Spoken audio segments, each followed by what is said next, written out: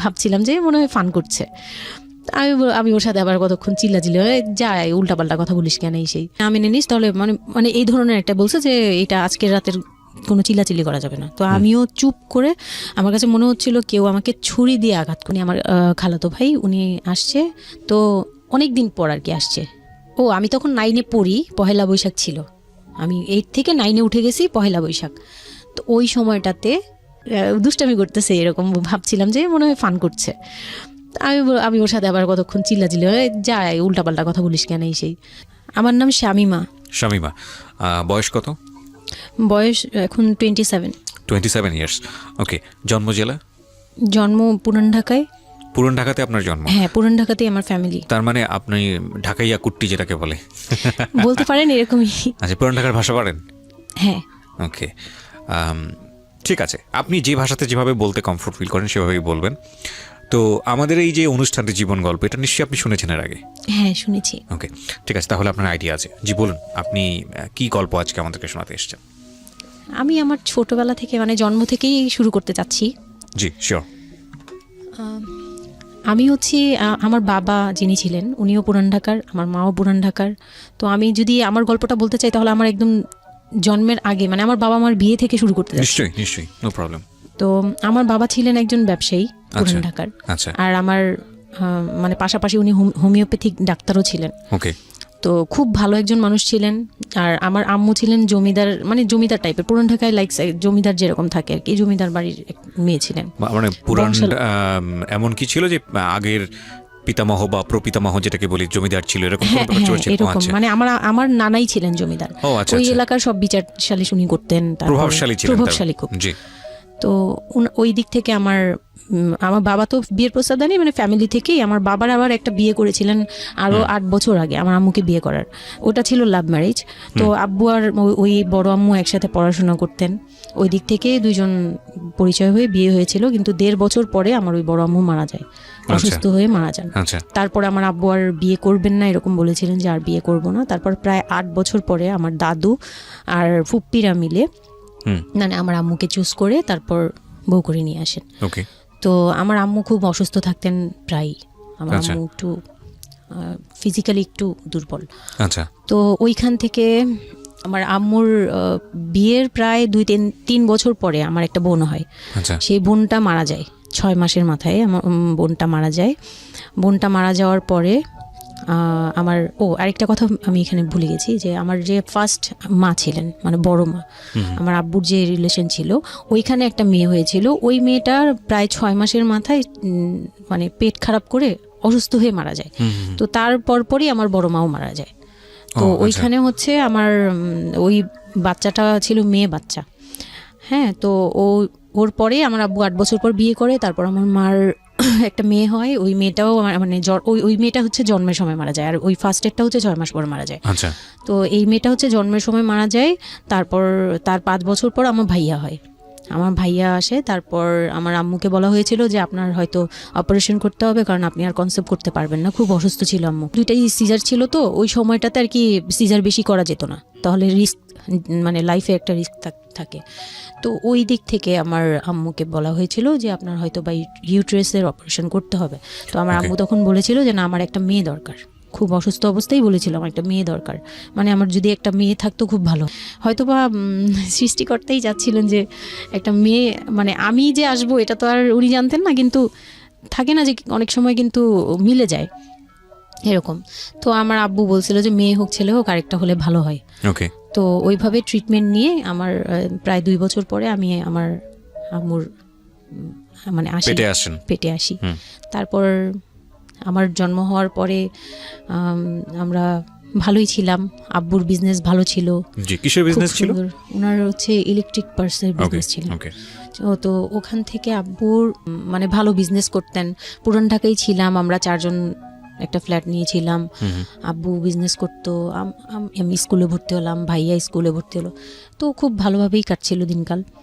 তো একটা পর্যায়ে যে আমার যখন 10-11 বছর, তখন হচ্ছে আমার আব্বুর বিজনেস একটু প্রবলেম হয়, একটু না ভালোই প্রবলেম হয়, মানে একজন খুব বড় ধরনের একটা লস সে ফেলে দেন। আচ্ছা, তো আমি এটা বলতে চাচ্ছি না।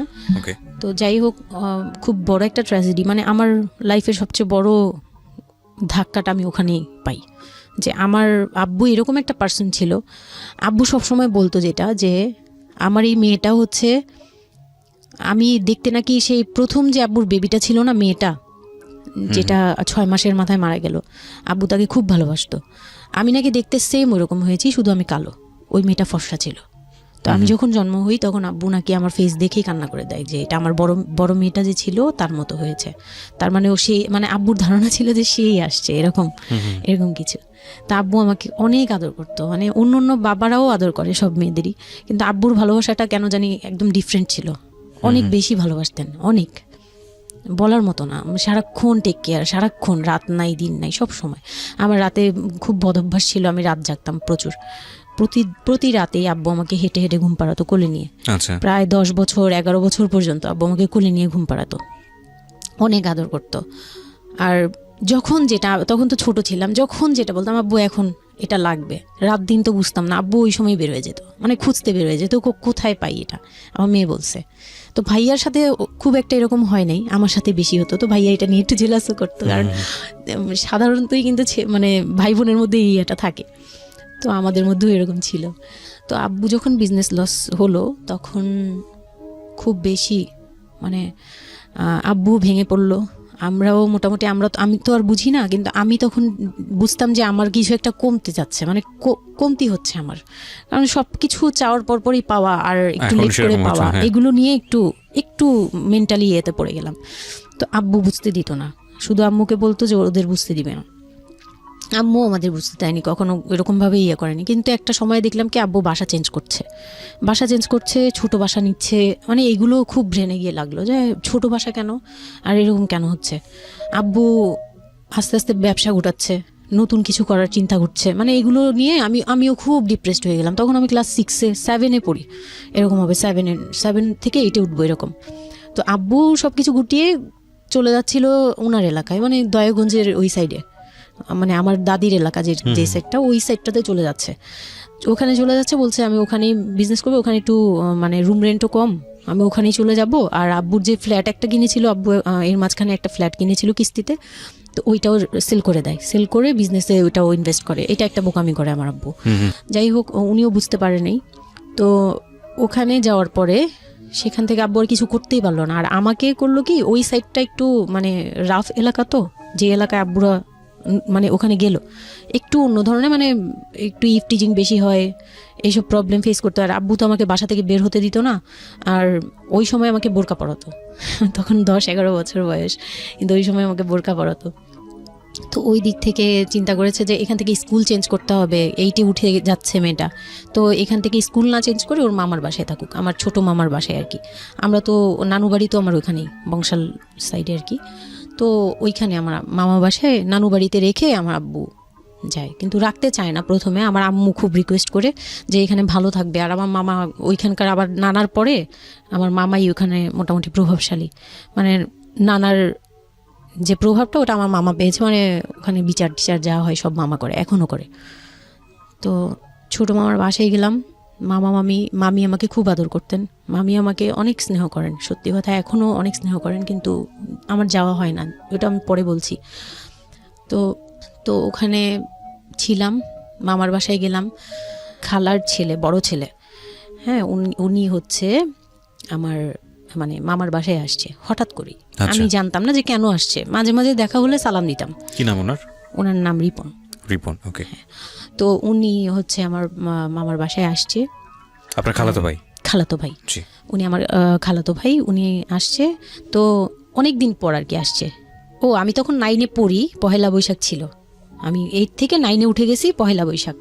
তো ওই সময়টাতে তাকে দেখলাম যে সে আমাদের বাসায়, রিপন। হ্যাঁ। তো আমি সালাম দিলাম, ভাইয়া কেমন আছেন, কারণ উনি আমাদের অনেক সিনিয়র। আপনি তখন ক্লাস 9-এ পড়েন? হ্যাঁ, 8 থেকে 9 আর কি। 8 থেকে 9, ওকে। হ্যাঁ। তো ওই সময় আমি দেখে বললাম, ভাইয়া কেমন আছেন, চা খাবেন? তো আমার মামা বললো, হ্যাঁ চা বানিয়ে নিয়ে আসো। তো আমি গিয়ে পরে শুনি যে আমার মামাতো ভাই আমাকে বলতেছে যে আমার মামাতো ভাই আবার আমার একদম মানে আপন ভাইয়ের চেয়েও বেশি বলবো, কারণ ওর সাথে আমি সব কিছু মানে ও আর আমি একসাথে বড় হয়েছি, কখনো মনে হয়নি যে এটা আমার মামাতো ভাই, নিজের ভাই মনে হতো। তো আমার বলতেছে যে তুই তো এখন আন্টি হয়ে যাবি, মানে দুষ্টুমি করতেছে যে তুই তো এখন বড় ভাবি হয়ে যাবি হ্যান তেন। আমি বলি কেন? বলে রিপন ভাই না তোরে বিয়ে করতে চায়। তো আমি খুব হেসে দিলাম, মানে আমি বলতেছি যে দুষ্টামি করতেছে, এরকম ভাবছিলাম যে মনে হয় ফান করছে। আমি ওর সাথে আবার কতক্ষণ চিল্লাচিল্লি যায়, উল্টাপাল্টা কথা বলিস কেন এই সেই। তো এগুলা নিয়ে ওরা সবাই মিলে আমার সাথে বলতেছে, বলে কি কেমন কথা বলো। উনি বয়সে কত বড় ছিল আপনার থেকে? আমার তখন 13 আর উনার তখন ধরেন 37। 24 বছরের বড়, মানে আপনার না 24 বলতে এখানে হ্যাঁ 24 বছরই তো বড়, তাই তো? ও মাই গড, ওকে। তো উনি তখন, আমি ভাবতেই পারিনি যে এই লোকটার সাথে আমার বিয়ে দিবে সবাই, মানে ও বললে তো এটা পাগলামি মনে করার কথা, যে এটা একটা পাগলামি, এটা কেমন কথা ক্লাস 9 এ পড়া যে উনি যদি মানে লিগ্যাল বয়সে বিয়ে করতে হয় তো আমার সমান একটা বাচ্চাই থাকতো। হ্যাঁ, তা আমি না ভাবতেই পারিনি তখন। তারপরেও না আমি চুপ হয়ে গেছি, আমি এই ব্যাপারে ডিসিশন দেওয়ার মতো বয়স আমার ছিল না, জ্ঞানও ছিল না। তো হুট করে আমার মামা মামি আমাকে জিজ্ঞেস করারও প্রয়োজন বোধ করেনি বা জানানোরও প্রয়োজন, কি কারণে জানি না, তবে ওনারাই ডিসিশন নিয়ে বলল যে আমার আব্বু আম্মুকে জানালো, আমার মেঝু খালা যে মানে আমার আম্মুর ইমিডিয়েট বড় যে, ওনাকে আমার আব্বু আম্মুর কাছে পাঠায়। আর আমার আব্বু আম্মু তখন থাকে হচ্ছে তারই আমার এক ফুপির বাসায়, বাসা ভাড়া নিয়ে থাকে আর কি। তো ফুপির বাসায় থাকে, ফুপির নিজের বাসা, তো ওখানে থাকে। তো আব্বুর কাছে পাঠায়, তখন আমিও যাই ওই বাসায়। তো আমি তো আর জানি না এই কথা বলতে আসবে। আমি আবার ভাইয়ার সাথে বসে বসে গল্প করতে থাকি, ভাইয়া ছিল, ফুফাতো বোন ছিল, আমরা একসাথে গল্প করতে থাকি। তো হঠাৎ করে শুনি যে একটু মানে আমার খালা খুব জোরে সোরে বলতেছে, মানে চিল্লাচিল্লি করে বলতেছে যে যদি এই বিয়ে না হয় তাহলে আমাদের সাথে তোদের কোনো কন্ট্যাক্ট নেই, আজকে থেকেই বন্ধ। আচ্ছা, হ্যাঁ, এই বিয়ে হতেই হবে। কেন হতে হবে? আমার আব্বু বলছে কেন হতে হবে, আমার মেয়ে তো অনেক ছোট, ও তো এই সংসারের ভার নিতে পারবে না, বলো ওগুলো আমরা দেখবো, ওরে আমরা বাচ্চার মতো পালবো। মানে উনি বলতেছে আমি দায়ভার নিলাম, আমি সবকিছু নিলাম, এইভাবে বলতেছে আমি সবকিছু দেখবো, এগুলা নিয়ে কোনো টেনশনের কিছু নাই, নিজেদের মানুষ, এর চেয়ে ভালো কোনো অফার কোনো দিন পাবা না, মানে এর চেয়ে ভালো কোনো প্রস্তাব আসবে না, এই না সেই না, সেই অনেক কিছু বলতেছে। বৌমুকে কনভিন্স করতেছে যে এইটা যদি তোমরা হাতছাড়া করো তাহলে আর কখনো মেয়ের জন্য ভালো কিছু পাবা না, আর আমাদের সাপোর্ট তো জীবনেও পাবা না, তোমাদের একটা সাইড পুরো বন্ধ হয়ে যাবে, মানে আমাদের সাথে তোমাদের একদম রিলেশন শেষ, তোমাদের মেয়ে এখনই রেখে যাব, তোমরা কি করবা করো। তো আমার আব্বু ওই দিক থেকে একটু দুর্বল ছিল, পরে আমি এটা শুনে কান্না করে দিছি, মানে সাথে সাথে কান্না করে দিছি। তো আমার ভাইয়াও বুঝছে, আমাকে নিয়ে ছাদে চলে গেছে, আমার ফুফাতো বোন, ভাইয়ার এক খুব ক্লোজ ফ্রেন্ড ছিল, ছোটবেলার বন্ধু, সেও আমাকে খুব আদর করতো বোনের মতো, সেও গেল উপরে, বলতেছে আপু তুই কান্না করিস না, আমরা দেখতেছি কি করা যায়। তো আমার ভাইয়া বলতেছে, বলে কি আমি ওরে নিয়ে কোথাও পালিয়ে যাই, আমার মনে হচ্ছে যে আমি ওকে নিয়ে এখন কোথাও পালিয়ে যাই, যে রিপন ভাই এটা কিভাবে এটা বলতে পারে যে বিয়ে করবে ওকে। তো আমি খুব কান্নাকাটি করছিলাম, আমার খালা চলে গেল, খালা চলে যাওয়ার পরে আমার ভাইয়া আব্বুকে যে কি বলছে জানি না, আব্বু আবার ছাদে আসছে, আমি কান্না করতেই আসি, মানে তখন কন্টিনিউ কান্না করতেছি। তো আমার আব্বু ছাদে এসে যেটা বললো যে, আমার আব্বু তখন বললো যে, বলে আমি তোমাকে নিয়ে মানে বনে চলে যাব দরকার পড়লে, কিন্তু আমি ওর কাছে তোমাকে দিব না। তো আমি দেখলাম যে আব্বু ফিজিক্যালি, মেন্টালি, আর্থিকভাবে সব দিক থেকে দুর্বল, এখন আমাকে নিয়ে যদি বের হয় সে পারবে না, এটুকু বুঝলাম, তার দ্বারা সম্ভব না এটা। পরে আমাকে বললো যে তুমি যদি রাজি থাকো তাহলে আমার কোনো আপত্তি না, যদি তুমি বলো যে না আব্বু আমি রাজি না, তুমি শুধু একবার বলো, তাহলে আমি তোমাকে নিয়ে বের হয়ে যাবো, আমরা বাবা মেয়ে কই থাকবো কেউ জানার দরকার নেই। আপনার মার কি ভূমিকা ছিল এই সময়? আমার মা তখন বলতেছে যে দিবে, আমার মা ইচ্ছা ছিল যে দিবে, কারণ আমার মা তখন এই জিনিসটা বুঝে না, মানে আমার মা এমনিতেও অনেক সৎ সরল, সত্যি কথা বলতে ওনার দোষ না এটা, সেইটা বুঝতো না যে এই যে ডিস্টেন্সে বিয়ে দিলে এই বিয়েগুলো টিকে না, বা 24 বছর বয়সের ডিফারেন্স, এগুলো নোট করবেন এবং খুব ইম্পর্টেন্ট, আসলে খুবই ইম্পর্টেন্ট। কারণ বয়সের গ্যাপটা না ঠিক আছে, কিছু কিছু মানুষের জীবনে যে ব্যতিক্রম ঘটে না তা কিন্তু না, কিন্তু এই ব্যতিক্রমটা যদি আমরা উদাহরণ হিসেবে নিয়ে সবার উপর চাপিয়ে দেওয়ার চেষ্টা করি তাহলে কিন্তু সেটা সম্ভব নয়। ঠিক আছে, একটু একটু খেয়াল করবেন, 24 বছরের ডিফারেন্স হচ্ছে ও এবং ওর খালাতো ভাই রিপনের মধ্যে। ও যখন 13 বছর তখন ওর খালাতো ভাই হচ্ছে 37। So it's a huge gap. সাধারণত বলা হয়ে থাকে 4-5 বছরের গ্যাপ ইজ ওকে, কিন্তু এর থেকে বেশি না হওয়াটাই বেটার। সেক্ষেত্রে 24 বছর, কোথায় 4-5 বছর আর কোথায় 24 বছর। হ্যাঁ, দেন হচ্ছে ওই বিয়েটা মানে আপনি কি বললেন? এখন তো সিদ্ধান্ত আসলে আপনার জায়গায় ছিল। সিদ্ধান্ত আমার জায়গায় বলতে আমি তখন 13 বছর বয়স, তো মানে আমি তখন প্রেমও করিনি একটাও। মানে একটা এজ থাকে কিন্তু সবকিছুরই, মানে তখন দেখতাম যে আশপাশে মানে যারা কলেজে পড়ে, আমার একটা টার্গেট ছিল যে আমিও একদিন কলেজে পড়বো, যাব। আমার ভাইয়াও বলতেছে, বলে আমিও আপনার সাথে যাব। তো আমি দেখতেছি আব্বু এমনিতেই 1 থেকে 1.5 বছর বা 2 বছর ধরে এরকম সার্ভাইভ করতেছে, মানে নিজে যুদ্ধ করে পারতেছে না, কাজকর্ম সব কিছু বন্ধ হয়ে গেছে, মানে বিজনেস টিজনেস সব গুটিয়ে ফেলছে। তারপর উনি যে এখন নিজে চলবে ওইটাই চলতে পারতেছে না, মানে খুব কষ্ট হচ্ছে আমাকে। আমার মতো মানে আমাকে যেখানে উনি একটা রাত 24 ঘন্টা একবার হলো আমাকে দেখতে হতো, ওই জায়গায় আমার মামার বাসায় ফেলে রাখছে। প্রতিদিন হেঁটে যেত, দেখে আসতো, একবার হলেও দেখে আসতো, মানে এরকম কষ্টগুলো করছে। ওই দিক থেকে চিন্তা করে দেখলাম যে না, আমার আসলে উনাকে প্রেশার দেওয়া উচিত না, ওনার উপর ছেড়ে দিই। তখন আর কি এটাই মাথায় কাজ করছে যে আব্বু আপনি যেটা বলবেন সেটাই। পরে তার 1 সপ্তাহের মধ্যে 14 এপ্রিল পয়লা বৈশাখ আর 23 তারিখে আমার এঙ্গেজমেন্ট হয়। এঙ্গেজমেন্ট হয়ে যায়? হ্যাঁ, ওই উনি একদম খুব তাড়াহুড়া করে যে এঙ্গেজমেন্ট হতে হবে, বিয়ে হতে হবে খুব শীঘ্রই। তো ওইভাবে এঙ্গেজমেন্ট হয়। মানে এঙ্গেজমেন্টের পরেও আমি একদম স্টপ, আমার মাথায় কিছুই, তখন আমি পুরোপুরি ব্ল্যাঙ্ক। মানে আমি যে নিজের থেকে কিছু বলবো, কিছু করব, আমার ভিতরে ওইগুলো আর কাজ করছিল না। স্কুলে যাইতাম, অনেক সময় যাই না, এরকম আর কি, যে যেতে ইচ্ছে করলে যাই, না ইচ্ছে করলে যাই না, এরকম হয়ে গেলাম। এঙ্গেজমেন্টের 3 মাস পরে বিয়ে হওয়ার কথা ছিল, কিন্তু ঘুরতে ঘুরতে 4 থেকে 5 মাস ইয়ে হলো। তো 2004-এ 4 থেকে 5 মাসের মধ্যে সে আমার সাথে অনেকবার দেখা করতে চাইছে, কেউ দেখা করতে দেয়নি, কারণ আমার ফ্যামিলি খুব রেস্ট্রিক্টেড ছিল এইসব ব্যাপারে, কেউ দেখা করতে দেয়নি। আর আমিও ভয় পেতাম, তো আমি খুবই ভয় পেতাম, ওনাকে অনেক ভয় পেতাম, সোজা কথা আমি ওনাকে খুব ভয় পেতাম। তো এর মাঝখানে এক ভাবি, আমার নানু বাড়িতে ছিলাম, তো মানে মামার বাড়ি, আমার মামার নিজের বিল্ডিং হচ্ছে একটা, আর নানু বাড়ি পুরোনোটা, যেটা পুরোনো বাড়ি, ওখানে তো আমার সব জয়েন্ট ফ্যামিলি, মানে আমার অন্য মামারা এবং মামাতো ভাইয়ের বউরা সবাই একসাথে থাকে। তো আমার এক মামাতো ভাইয়ের বউ তাকে খুব রিকোয়েস্ট করছে যে ভাবি আপনি ওকে একটু ডেকে দেন, কথা বলবো। তো আমার মামাতো ভাইয়ের বউ মনে করছে যে সে তো তাদের তো বিয়েই হচ্ছে, তো সমস্যা কি, ডেকে দিই। তো আমাকে আর বলে নেই। প্রথম একবার আমাকে বলছিল যে দেখা করে দিবে, তখন আমি বলছি না আমি যাবো না, আমি দেখা করবো না, আমার খুব ভয় লাগতো। তখন আমার বিয়ের মনে হয় 1.5-2 মাস আগের কথা এটা। তো আমার মামাতো ভাইয়ের বউ আমাকে ডাকছে যে কিছু একটা বলে, মানে জামা বানানো বা সামহাও এরকম কিছু একটা, অনেক বছর আগে, তো ভুলেও গেছি যে কি একটা কারণে আমাকে ডাকছে সে।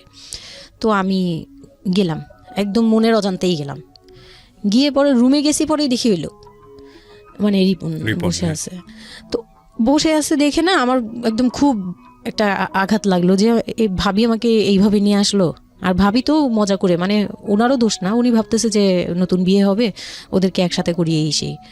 তো উনি বললো কি আচ্ছা তোরা বস, আমি চা নিয়ে আসি, এরকম বলে উঠে গেল না। আমার আরও ভয় লেগে গেছে।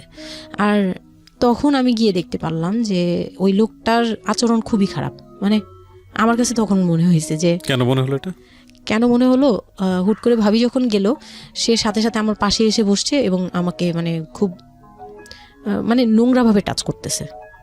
তখন আমার বয়স খুব ছোট, তো স্বাভাবিক না এটা আমার কাছে ভালো না লাগার কথাই, কারণ আমি তাকে বড় ভাই জানি। এক্স্যাক্টলি, মানে কয়দিন আগেও তো সালাম কালাম দিয়ে দূরে থেকে কথাবার্তা বলতাম, বড় ভাইয়া বলতাম, সবাই মানে তাকে বড় ভাইয়াটাকে আমিও বড় ভাইয়া ডাকতাম ওই ইয়ে থেকে। আর সেই লোকটা এসে আমাকে মানে খুব অপ্রীতিকর ভাবে জড়িয়ে ধরতেছে, তারপর জড়াজড়ি করতেছে, মানে খুব ঘেন্না লেগে গেল। আমি খুব জোরাজড়ি করে আমি বললাম আমি এখন চিল্লাচিল্লি করবো, মানে তখন আমার খুব খারাপ লাগতেছিল, তখন বললাম আমি চিল্লাচিল্লি করবো বলে আমি একটু জোরে বলছি। পরে উনি আমাকে ছেড়ে দিছে, আমি এমন দূর দিছি একবারে সরাসরি মানে মামার বাসায় চলে গেছে, আর আসিনি।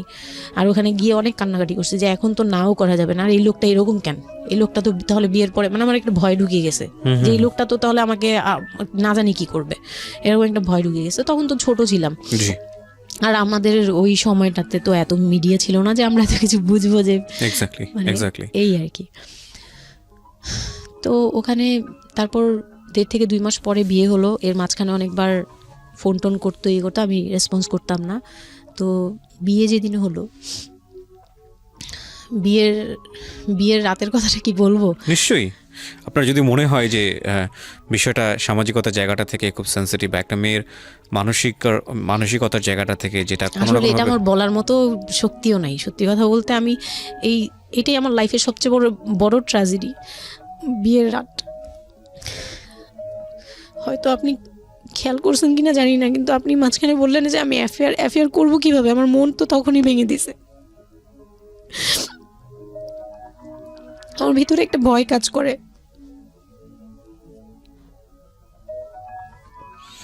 কি হয়েছিল আমি জানি, আপনি খুব সুন্দর করে বলছেন গল্প, আপনি আপনার মতো করেই বলবেন, আমরা আসলে মূল মেসেজটাই পেতে চাই। লোকটা হচ্ছে সামাজিকভাবে সবার কাছে খুব ভালো, সবার কাছে ভালো বলতে মানে গলিতে বা এলাকায় কিছু করে না, সেই এলাকায় খুব ভালো ব্যবসা করে, খুব সহজ সরলভাবে দোকানে যাচ্ছে, আসতেছে, খাচ্ছে, ঘুমাচ্ছে, নর্মাল। আমার সাথে যেদিন বিয়ে হলো সেদিন খুব বৃষ্টি। তো আমার তো ওই একদিনে আমার ভাবির রুমে, ওই দিনে আমি তার রূপ দেখে ফেলছি। তো তখন থেকে আমার তাকে দেখলে মানে গা শিউরে উঠতো, যে মনে হতো যে ভয়ঙ্কর একটা কিছু করবে। মানে মনে হতো, তখন আমি বুঝতাম না, সেক্সুয়াল লাইফটা বুঝতাম না যে সেক্স কি জিনিস, কিন্তু তখন একটা ভয় ঢুকে গেছে, খুব চাপা একটা ভয়। প্রথম কথা হচ্ছে যে আপনি একটা ছেলে এবং মেয়ের মধ্যে যে স্বাভাবিক সম্পর্কটা বিবাহ পরবর্তী, এটা সম্পর্কে আপনার কোনো আইডিয়া ছিল? আপনাকে কেউ বলেছে? এটা সম্পর্কে কোনো আইডিয়াই ছিল না, শুধু জানতাম যে কিছু একটা হয়, কিন্তু কি হয় সেটা আপনি জানতেন না। আপনাকে বিয়ের রাতে বা আগে পরেও কেউ কখনো কিছু বলে না? আমার বিয়ের আগে আমার এক ভাবি ছিল, মানে যেই ভাবির বাসায় গেছে সেই ভাবি না, আরেকটা ভাবি ছিল, উনারই বড় যা আর কি।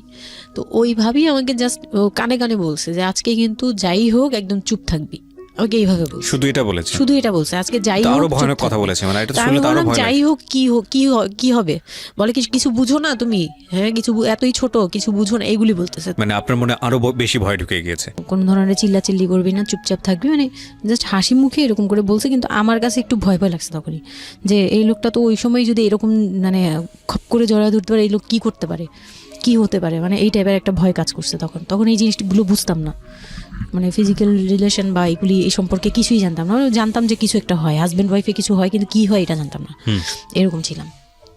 তো নর্মালি যখন বিয়েটা হলো, কমপ্লিট হলো, সে তো মানে কতক্ষণে রুমে যাবে এরকম।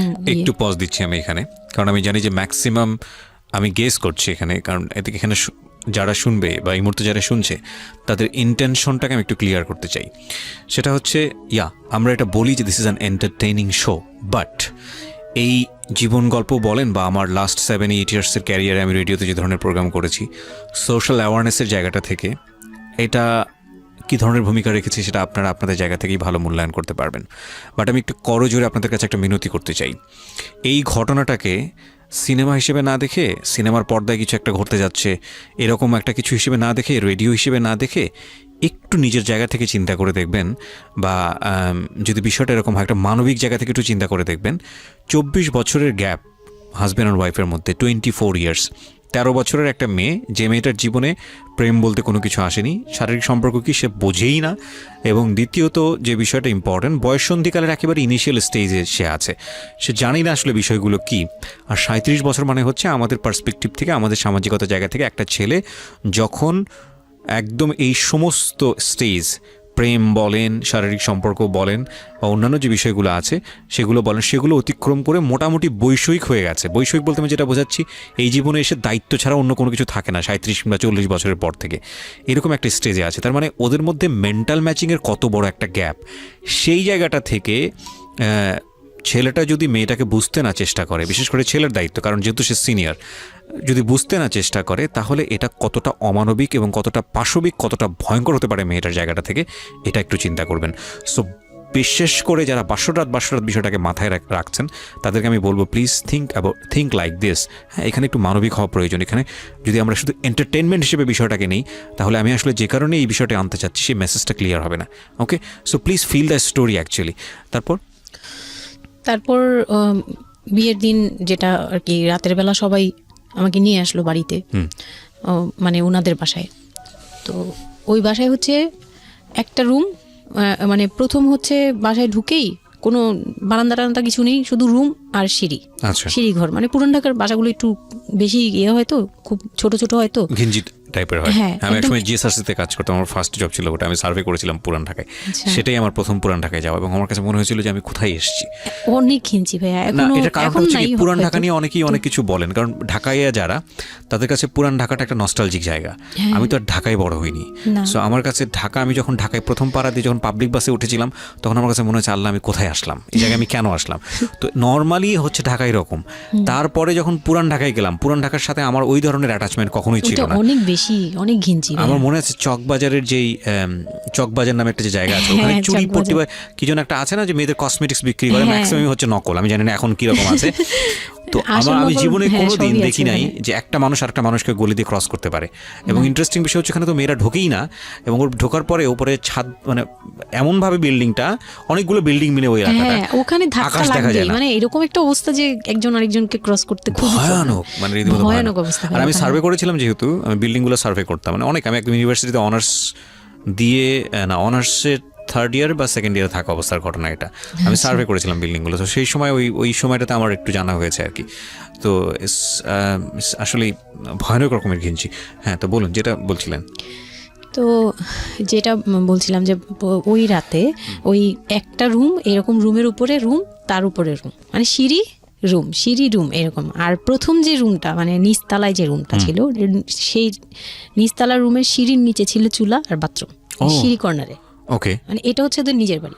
ওকে, এইটুকুই ছিল। মানে তিনটা রুম, মানে হচ্ছে হলো এক ধরনের বিল্ডিং, একটা বিল্ডিং, একতলা দুতলা তিনতলা এরকম বিল্ডিং, বা তিনটা রুম। হ্যাঁ, তিনতলা বিল্ডিং, কিন্তু সিঁড়ি আর রুম। মানে কত অল্প জায়গার মধ্যে এই জিনিসটা ম্যানেজ করেছে। হ্যাঁ, আমি পরে শুনেছি যে এটা আধা কাঠারও নিচে, ওইটা 1 শতক বা হাফ শতক জমি যেটাকে বলে। হ্যাঁ, শুধু একটা রুম আর সিঁড়ি, এইটুকু। তো ওইটুকুর মধ্যেই মানে বাড়িটা। তো ওই বাড়িতে আমার খালার বাড়ি ছিল, আমি তো প্রায়ই যেতাম, বেড়াতে যেতাম ছোটবেলায়। তো আমাকে নিয়ে গেল, আর 3তলার রুমে, সবচেয়ে পরের রুম যেটা, ওটাতে আবার আমার মানে মেজো দেবর সম্পর্কে ছিল, সে আমাদেরও মানে আমার বিয়ের 12 বছর আগে বিয়ে করে ফেলছে। সে লাভ ম্যারেজ করছে, মানে উপযুক্ত বয়সে বিয়ে করছে। আর আমার হাজবেন্ড আবার ছিল যে উনি আবার খুব লেটে বিয়ে করছে, মানে ফ্যামিলির দায়িত্ব পালন করে সবকিছু শেষ করে তারপর বিয়ে। 37 আসলে খুব লেট না, কিন্তু 37 এর জায়গা থেকে 13 বিয়ে করাটা খুব অবিবেচ্য। আমার জন্য তো সে অনেক বড়। যাই হোক, তারপর ওই দেবরের যখন বিয়ের 12 বছর হয়ে গেছে, তখন উনি বিয়ে করছে। আর তো ওই ভাইয়া, মেজো ভাইয়া যে ছিলেন, তো মেজো ভাইয়ার রুমটা ছিল 3তলায়। আমি ওখানেই আমার বাসর ঘরটা করা হয়েছিল আর কি। তো ফুল টুল তেমন ভালো আনা হয়নি, সে খুব রাগারাগি করছে। ছোট ভাই যারা ছিল এলাকার, ছোট ভাইটাই ওদের সাথে খুব রাগারাগি করছে আমার হাজবেন্ড যে ছিলেন। তো এটা কোনো ঘর সাজানো হলো, এই সেই বলে চলে বলতেছে, এখন তোমরা বের হও, অনেক হয়েছে, এখন তোমরা যাও, মানে খুব রাগারাগি করতেছে। তো আমি রাগ দেখে আরো ভয় পেয়ে গেছি। প্রথম রাত, তারপর আবার আমি মানে এই অবস্থায় আসছি, বউ হয়ে আসছি, আমার শরীরে ভারী গহনা, শাড়ি টাড়ি, মানে আমি এগুলোর ওজন নিতে পারছি না। 4-5 ঘন্টা হয়ে গেছে আমাকে এগুলো পরায় রাখা হয়েছে, ভারী মেকআপ দেওয়া হয়েছে, আমি এগুলো কখনো ইউজ করিনি ফার্স্ট লাইফে। মানে আমি দেবীর মতো সেজে বসে আছি, এরকম একটা ইয়ে। তো খুব ভয়েও কাজ করছে, নার্ভাসনেস। তারপর এখন কি হবে, সবাই বের হয়ে গেলে কি হবে, এটা একটা টেনশন। আর শুধু মানে কেমন জানি একটা ফিল, যেটা সাধারণত নর্মালি হওয়া উচিত একটা ছেলে এবং একটা মেয়ের জায়গাটা থেকে। এটা হচ্ছে জীবনের সবচেয়ে সুন্দরতম মুহূর্তের একটা, রাইট? আমরা সেটাই চিন্তা করি না। একটা মেয়ের জীবনে স্বপ্ন থাকে তার একটা বাসরাত কিংবা ফুলসজ্জার রাত, আমরা যেটাই বলি সেটা নিয়ে। একটা ছেলের জীবনেও নিশ্চয়ই থাকে, এবং সেটা চমৎকার হয়ে সারা জীবন স্মৃতি হয়ে থাকুক, এরকম কিছু একটা থাকে। এবং সেখানে বিষয়টা যদি এরকম হয় যে একটা মেয়ের জীবনে আতঙ্কের রাত এবং ভয়ানক রকম আতঙ্কের, সবচেয়ে বড় আতঙ্কের রাত ছিল ওটা, তাহলে আপনি চিন্তা করে দেখতে পারেন। এবং সেটাকে যারা আজকে এই রেডিও যারা শুনে, যারা এটাকে এন্টারটেনমেন্ট হিসেবে নিচ্ছেন, তাদের জায়গা থেকে আমি বলতে পারি যে এখানে নিজেরও কিন্তু একটা পরিচয়ের বিষয় আছে। হ্যাঁ, মানে নিজের পরিচয়টা নিজের কাছে কি দিচ্ছেন একটু চিন্তা করে দেখেন। ঘটনার ভেতরে ঢোকার চেষ্টা করুন, এই মেয়েটার মানবিক অনুভূতিটাকে জানার চেষ্টা করুন, অন্য কিছু নয় প্লিজ। কজ আমরা আমাদের সামাজিকতার জায়গাটা থেকে মেয়েদের এই বিষয়গুলোকে উইথড্র করে বা না ভেবে তাদেরকে কখনো কখনো সারা জীবনটা ধ্বংসের দিকে ঠেলে দিই। হয়তো মেয়েটার ক্ষেত্রে এরকমই কিছু হয়েছে, আমরা একটু সামনের দিকে আগাবো। জি, তারপর উনি আমাকে, আমি তখন শাড়ি টাড়ি পরা, গহনা পরা, তো খুব নর্মালি সবাই চলে গেল পরে খুব নর্মালি আমাকে বলতেছে যে ড্রেসটা চেঞ্জ করো, শাড়িটা চেঞ্জ করো, গহনাটা চেঞ্জ করো। তো আমি আমার লাগেজ থেকে একটা 3 পিস নিলাম, ওই 3 পিসটা নিয়ে ওয়াশরুমে চলে গেলাম। ওয়াশরুম বলতে ওই যে উপরের রুমেই একটা ওয়াশরুম আছে, আর নিচের রুমে, মানে উপরের রুমে তো আর সিঁড়ি ঘর নাই, সিঁড়ি ঘরটাতেই একটা ওয়াশরুম ছিল, ছোট্ট একটা টয়লেট ছিল। ওইটাতে গিয়ে আমি চেঞ্জ করলাম খুব কষ্টে, চেঞ্জ করে তারপর মুখের মেকআপ টেকআপ এগুলো ওয়াশ করে আসলাম। তারপর আসার পরে উনি বলতেছে উজু করে আসো। হ্যাঁ, তো আমি উজু করলাম, উনি উজু করছে করে, মানে প্রথম রাতে নাকি নামাজ পড়তে হয় সবাই বলে দিছে, তো ওই নামাজ পড়লো আমাকে নিয়ে। নামাজ পড়ার পরে বেডে গেলাম, মানে আমি বিছানায় যে বসলাম, খুব ভয়ে ভয়ে আছি যে কি বলবে কি করবে জানি না। তো উনি আমার পাশে এসে বসে আমাকে ফার্স্ট কথা যেটা বললো, মানে এইটাই ফার্স্ট কথা ছিল যে আমি তো ওই ফ্যামিলির বড় ছেলে, আর তুমি তো আমাদের ফ্যামিলির সবাইকেই চিনো জানো, তোমার তো আর চেনা জানার দরকার নেই। আর তখন ওনার মা মারা গেছে 3-4 বছর, মানে 3 বছর হবে এরকম, 3 থেকে 4 বছর এরকম হবে। বলে আমার মা মারা যাওয়ার পরে আমি এখন সংসার দেখি, আমার হয়ে আমার মার জায়গাতে এখন তুমি। এটা শোনার পর আমার কাছে মনে হলো আস্ত একটা বাড়ি আমার মাথার উপর পড়লো। এটা আমি যেখানে নিজের, এটাও একটা বিষয়। ওই কথাটা কিন্তু খুব সুন্দর বলেছে, মানে ওর 37 ইয়ার্সের জায়গাটা থেকে এটা খুব সুন্দর একটা কথা। কিন্তু কথা হচ্ছে 13 বছরের একটা মেয়ে কেন এটা বুঝতে যাবে? ও কিন্তু এটাই বুঝেছে যে এই এত 3 তলা একটা বাড়ি, 3 রুমের একটা বাড়ি ওর মাথার উপরে দিয়ে দেওয়া হলো। দেখুন, এই জিনিসটাই আমি আপনাদেরকে বোঝানোর চেষ্টা করছি যে আসলে সব কিছুর একটা বয়স থাকে। হ্যাঁ, এবং ছেলেটার জায়গা থেকে কিন্তু খুব সুন্দর নামাজ পড়েছে, বসছে, এখন পর্যন্ত আমাদের কাছে ভালোই লাগছে শুনতে। কিন্তু এটা আসলেই কেউ বুঝতে চাইবে? 13 বছরের মেয়েটাকে এই জিনিসটা বুঝতে চাইবে? এইটা বোঝাটা জরুরি ছিল। হ্যাঁ, তারপর উনি যেটা বলছে যে আমার ভাই বোন আছে, সবাই আমার ছোট, কিন্তু আমার তো প্রায় 10-12 বছরের বড়। ওনার যে 10-12 বছরের ছোট, সে আমার 12-13 বছরের বড়। মানে তাকে আমি ছোটবেলা থেকে এইভাবে দেখে অভ্যস্ত। তো এইগুলো চিন্তা ভাবনা, মানে ওই সময় তো আর এত কিছু কিন্তু ওনার ছোট ভাই বোন এগুলা, মানে ওনার কাছে তো এগুলো বাচ্চা এখনো, আর আমার কাছে তারা অনেক বড়। আমি তাদেরকে কি টেক কেয়ার করবো, তারা আমাকে করবে, মানে আমার এরকম একটা বিষয়টা তাই। হ্যাঁ, তো আমি চুপ হয়ে শুধু শুনছিলাম, ও আচ্ছা, মানে আমি কিছু বলার মতো ভাষাও পাচ্ছি না, বা আমি কি বলবো, আমার এখানে ডায়লগই কি ছিল, মানে আমি এরকম মনে হচ্ছে যে কেউ আমাকে একটা স্ক্রিপ্ট ধরাই দিত, আমি একটু দেখে আমাকে কেউ কিছু বলেও না, এই লোক কি বলতেছে। তো যাই হোক, এই কথাটার পরে মানে যখন উনি এটা বলার পরে বলতেছে যে তুমি, আমাদের একটা মানে রুলস আছে, বিয়ের পরে নাকি বাসর ঘরে নাকি কিছু দেয়, হাজব্যান্ড ওয়াইফকে কিছু দেয়, তারপর নাকি টাচ করে, এরকম কিছু একটা। তো আমাকে বলতেছে যে তোমার কি আমার উপর কোনো দাবি আছে, মানে এইগুলো আমি জানতাম না, এগুলো আমি অনেক পরে গিয়ে শুনছি, এগুলো অনেক পরে গিয়ে জানছি যে এই সময় নাকি কিছু চাইতে হয়, মানে এই সময় যা চাইবে তাই দিতে হবে, এরকম কিছু একটা। তো এটাও আমাকে কেউ বলে দেয়নি। তো আমি এই সময় একটা লসে পড়ে গেলাম না, মানে এরকম মনে হচ্ছে এখন আর কি। তখন আমাকে এটা কেউ বলে নাই।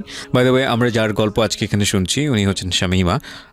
ওনাকে যদি আপনারা দেখতে চান, আমাদের যিনি আজকে গেস্ট, আমরা একটা ছবি দিয়ে দিয়েছি আমার ফেসবুক পেজে, আমার পার্সোনাল পেজটাতে, www.facebook.com/kibriya.rj। আমি আবারও বলছি, www.facebook.com/KEBRIA.RJ।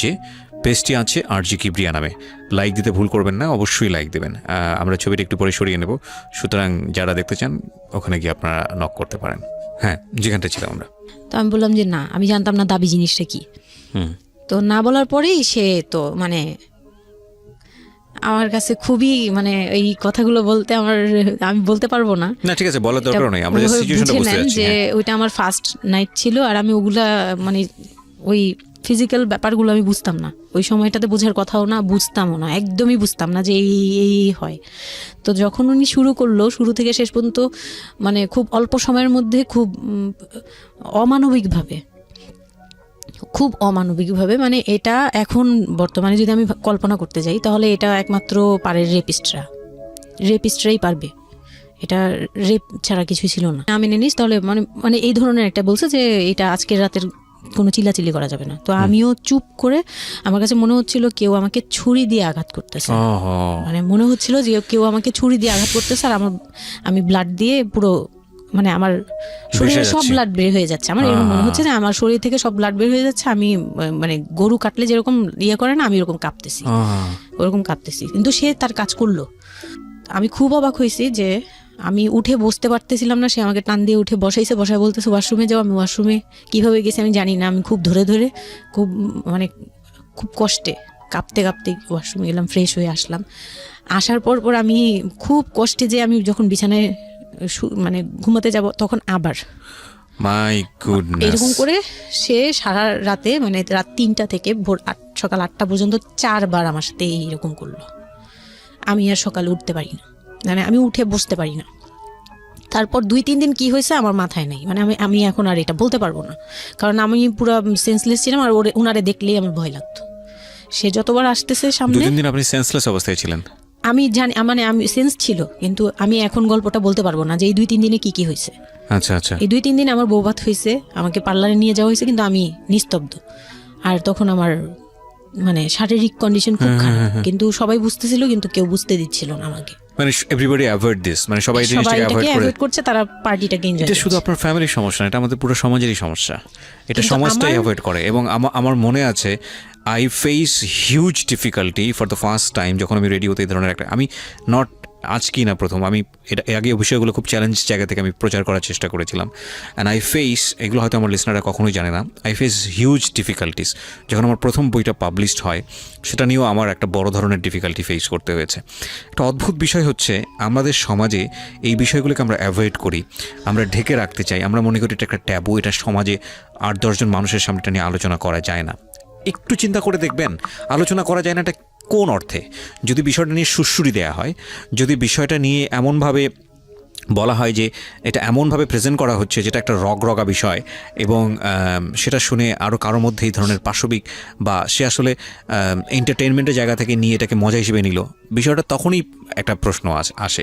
কিন্তু যদি বিষয়টা লেসনের জায়গা থেকে আসে, একটা সামাজিক শিক্ষার জায়গা থেকে আসে, যে একটা পুরুষ, সে 37 বছর বয়স, সেটা আমিও হতে পারি, আপনিও হতে পারি, বা যে ছেলেটা ওনার জীবনে এসছে সে তো হয়েছেই, যে তারা যেন কখনো এরকম অমানবিক না হয়। এবং নট অনলি দিস, একটা মেয়ে যখন 13 বছরে থাকে তাকে পরিবারের এত বড় সাপোর্টের জায়গা থেকে বাবা এত ভালোবাসতো, তার জায়গাটা থেকেও কোনো একটা সাময়িক সমস্যার সমাধান করবার জন্য বা যাই হোক না কেন শেষ পর্যন্ত যে রাজি হয়েছে, এরকম এক ধরনের এটা তো জবাই করা আমি বলবো, যে একটা মেয়েকে শুধু শারীরিকভাবে হয়তো সে যেই প্রবলেমটা ফেস করেছে ওই রাতে সেটা হয়তো সে ধীরে ধীরে রিকভার করবে, কিন্তু সারা জীবনের জন্যে সে যে মেন্টালি ওই জিনিসটাকে ভয়ানক রকমভাবে একটা বাজে জায়গায় বাজেভাবে চিন্তা করা শুরু করলো মানুষের জৈবিক চাহিদার জায়গাটাতে, এটা তো একটা মানুষের থিঙ্কিংটাকে জবাই করে দেয়া, তাই না? এবং এইটা কত ভয়ানক রকমের অপরাধ, কত ভয়ানক রকমের ভুল। এবং আমাদের এই জায়গাটাতে আমাদের অনেক বেশি পরিমাণে বড় যারা আছি, সিনিয়র যারা আছি, তাদের বোঝা উচিত। প্রথম কথা হচ্ছে লিগেলি যদি আমি বলি তাহলে বিয়েটা বৈধ ছিল না, কারণ সরকার কিন্তু আমরা যতদূর জানি যে 18 নিচে বিয়ে দেওয়াকে পারমিট করে না। দ্বিতীয় কথা হচ্ছে যে মানসিকভাবে সে পরিপক্ক ছিল না। তৃতীয় কথা হচ্ছে যে যদিও বা বিয়েটা হলো তাহলে তাকে যে একটি প্রপার এডুকেশন দেয়া, যে এই বিষয়টা হচ্ছে এরকম, প্রপারভাবে বড় করা, প্রপারভাবে নার্সার করা, সেটার মারাত্মক রকমের অভাব ছিল। ঘটনা এখানে শেষ হয়ে যায় নাই, ঘটনা কিন্তু এখানে শুরু হলো। কারণ বাংলাদেশের অনেক মেয়ের জীবনে এরকম দুর্ধর্ষ রাত আসে এবং এই রাতগুলো সারাটা জীবনের জন্যে তাকে বেদনার স্মৃতি, তাকে সারাটা জীবনের জন্য একটা ভয়ঙ্কর রকমের মোমেন্টের মধ্য দিয়ে নিয়ে যায়। আমরা এগুলো নিয়ে কথা বলতে পছন্দ করি না, আমরা এগুলো নিয়ে কথা বলি না, আমরা এগুলোকে নিয়ে কথা বলাটা একটা সামাজিক জায়গা থেকে ট্যাবু মনে করি।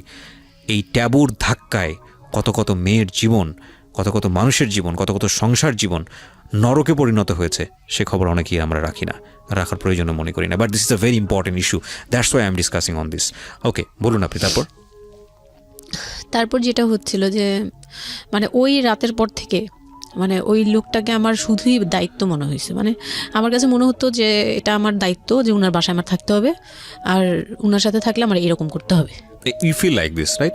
আপনি এই ঘটনা ঘটার পরে কি আপনি কারোর সাথে ডিসকাস করার সুযোগ পাননি যে না, আমি এরকম ক্লোজ কেউ ছিল না যে আপনার সাথে এরকম একটা বাজে ঘটনা ঘটছে, বা আপনি এটাকে রিকভার করতে পারছেন না মেন্টালি, বা আপনার সাথে যার বিয়ে হলো তাকেও বলতে পারছেন না যে আমার এইসব জিনিসগুলো? না, আমি উনাকে ভালোভাবে নিতেই পারছিলাম না। সোজা কথা, আমি উনার সাথে কোনো কিছু ডিসকাস করতাম না, বা অনেক পরে গিয়ে যখন ডিসকাস করেছি তখন উনি আমাকে উল্টাপাল্টা বুঝ দিয়েছে, মানে অনেক পরের সময়টাতে। হ্যাঁ, ওটা হ্যাপেন্স রেগুলারলি না, র্যান্ডমলি জিনিসগুলো হয়ে যাচ্ছিল আপনার সাথে? হ্যাঁ, প্রায় মাস থেকে 2-3 মাস এরকম হলো। তারপর মানে এটা আমি বলি যে প্রথম তো 4-5 দিন তো রেগুলার হলো, তারপর আমার ব্লিডিং অফ হচ্ছিল না, আমার কন্টিনিউ হচ্ছিল ব্লিডিং। তো এক সময় যে ওই ব্লিডিংয়ের মধ্যেও তিনি অনেক বাজে ইয়ে করেছে। তো ওর পরে আমি বাসায় যেতে চাইলে বাসায় যেতে দিত না, এইভাবে ইয়ে করে ফেললো। আর ফ্যামিলিগত যে ব্যাপারটা ছিল, যে আমার ফ্যামিলি তো তখন, আমার আব্বু তো তখন একদম মানে ফিনান্সিয়ালি খুব উইক ছিল। তো বিয়ের পরে কিছু ফর্মালিটি থাকে, পুরান ঢাকার কিছু রুলস আছে যে বিয়ের পরে মেয়েদের প্রতি সপ্তাহে সপ্তাহে দেখতে যাওয়া, এটা সেটা পাঠানো, প্রতি সিজনে সিজনে এটা করা, এগুলো ব্যাপারে কেউ কনসার্ন ছিল না। মানে তখন মানে আমার ফ্যামিলির কেউ এরকম অ্যাক্টিভ ছিল না, মানে ছিল কিন্তু কেউ কেয়ার করেন। তারপর হচ্ছে এরকম করে আমার সময়গুলো কাটতে লাগলো। তো সবচেয়ে বড় কথা হচ্ছে, আমার যে হাজব্যান্ড ছিল রিপন, উনি আমার বাবার দোকানে কাজ করতো একটা সময়। ওইটা হচ্ছে প্রায় আরো মানে আমার জন্মের সময় বা আমার জন্মেরও আগে। হ্যাঁ, তখন নতুন নতুন আর কি কাজ শেখার জন্য আমার আব্বুর দোকানে ঢুকছে এরকম। তো আমার আব্বু তাকে ক্যাশ বুঝিয়ে দিয়েছিলেন নাকি, তখন নাকি ক্যাশ দিত। তো আমি একটু যখন 2-3 বছরের, তখন উনি দোকান থেকে বের হয়ে নিজে ব্যবসা দিয়েছে, ওখান থেকে তিনি ইমপ্রুভ করছে। তো ওখান থেকে শুরু। আর আমাকে যখন বিয়ে দিছে, মানে আমার যখন বিয়ে হয়েছে, তো ওই রিপন যিনি, ওনার উদ্দেশ্য ছিল যে আমি আমার নানু বাড়ির অংশ পাবো, মানে সম্পদ। আমার নানু বাড়ি খুব বিশাল, মানে বললামই তো যে খুব বিরাট একটা অংশ। আর ওনাদের যে অংশটা ছিল সেটা অনেক আগেই নেওয়া হয়ে গেছে। মানে ওনার দাদা বাড়ি যেটাতে ওনারা ছিল 3 রুম, ওই যে ছোট ছোট 3টা রুম উপরে ওই বিল্ডিংটা তোলার পরে আমার মামা ওই অংশটা কেটে রাখছে, মানে আমার মামা রেখে দিয়েছে। আর আমাদের যে অংশটা ছিল তার লোভটা ছিল যে ওই বাড়িতে আমি একটা রুম হলেও পাবো। হ্যাঁ, তো আমার আম্মু তো আর ওটা নেয়নি। তো আমার হাজব্যান্ডের ইয়েটা ছিল, টার্গেটটা ছিল যে ওই বাসায় একটা রুম হলেও পাবে। আর পুরান ঢাকায় একটা রুম মানেই অনেক কিছু, মানে ওখানে তো প্রায় 1 কোটি টাকা দাম কাঠা। তো একটা রুম মানে 1 কাঠা না হোক, আধা কাঠা হোক, 50 লাখ টাকা হোক আমার আসবে, এরকম একটা টার্গেট ছিল তার। তো আর বিয়ের সময় তো অনেক কিছু নিয়ে, মানে গহনা টহনা নিয়ে, ফার্নিচার নিয়ে নানান কথা তো শুনতে হয়েছে, ওগুলাও ফেস করছি। মানে খুব পেইনফুল ছিল ওগুলা, কারণ আমি তখন এত কিছু বুঝি না। আমি তখন মাত্র মানে জামা কাপড় বানাই, ঘুরি ফিরি, খাই দেই, ব্যাস ওই পর্যন্তই। আমি কারো জিনিস নিয়েও মাথা ঘামাই না। ওখানে আমার উপরে প্রেশার আসছে যে আমার ফার্নিচার এমন কেন, আমার গহনা এমন কেন, তুমি বাসায় বলো না কেন, তোমার খাট এখনো আসতেছে না কেন। আমার বিয়ের পর খুব বৃষ্টি ছিল তখন, মানে আমার ফার্নিচার, আমার চাচা ছিল ফার্নিচারের, ওনার বিজনেস। তো আমার চাচার ফ্যাক্টরি থেকেই সবগুলো ফার্নিচার আসবে। তো ওনারা বলতেছে যে জাস্ট একটা কারণেই লেট হচ্ছে, রোদ পাচ্ছি না, রোদ পেলে তারপর কাঠগুলো শুকাবে, তারপরে হ্যাঁ, মানে জয়েন্ট দিলেই এখন এটা ফেটে যাবে, এখন জয়েন্ট দিলে প্রবলেম হবে। এই জিনিসটা ওরা বুঝতেছে না। ওরা বলতেছে কেন দেরি করছে, নাকি ফাঁকিই দিচ্ছে, নানান ধরনের কথা তৈরি করতেছে। আর এই দিক দিয়ে আমি পেইন খাচ্ছি, ওই দিকে এক পেইন, মানে রাতে গিয়ে এক পেইন, দিনের বেলায় পেইন। মানে আমি পুরো মানসিকভাবে, মানে বলে না যে আমি হয়তো বা প্যারালাইজডের মতো হয়ে গেছিলাম, আমার মানসিক ভাবটা। জাস্ট শুনি আর শুনি, কিছু বলতে পারছি না এরকম। আর বাসায় গিয়ে কোনো কিছু বলি না, কারণ আব্বু অসুস্থ। আব্বু মেন্টালি অনেক প্রবলেম। আব্বু যখনই জিজ্ঞেস করে আম্মু তুমি ভালো আছো তো, আমি খালি হাসি দিয়ে বলছি হ্যাঁ। যতবার জিজ্ঞেস করে তুমি খুশি আছো তো, আমি হ্যাঁ। আমি এই একটা কথাই বলছি, হ্যাঁ ভালো আছি। আসলে আমি ভালো ছিলাম না, কিন্তু বুঝতে দেইনি। ওই লোকটার ছোট বোনগুলো আমার সাথে অনেক রাফ বিহেভ করছে।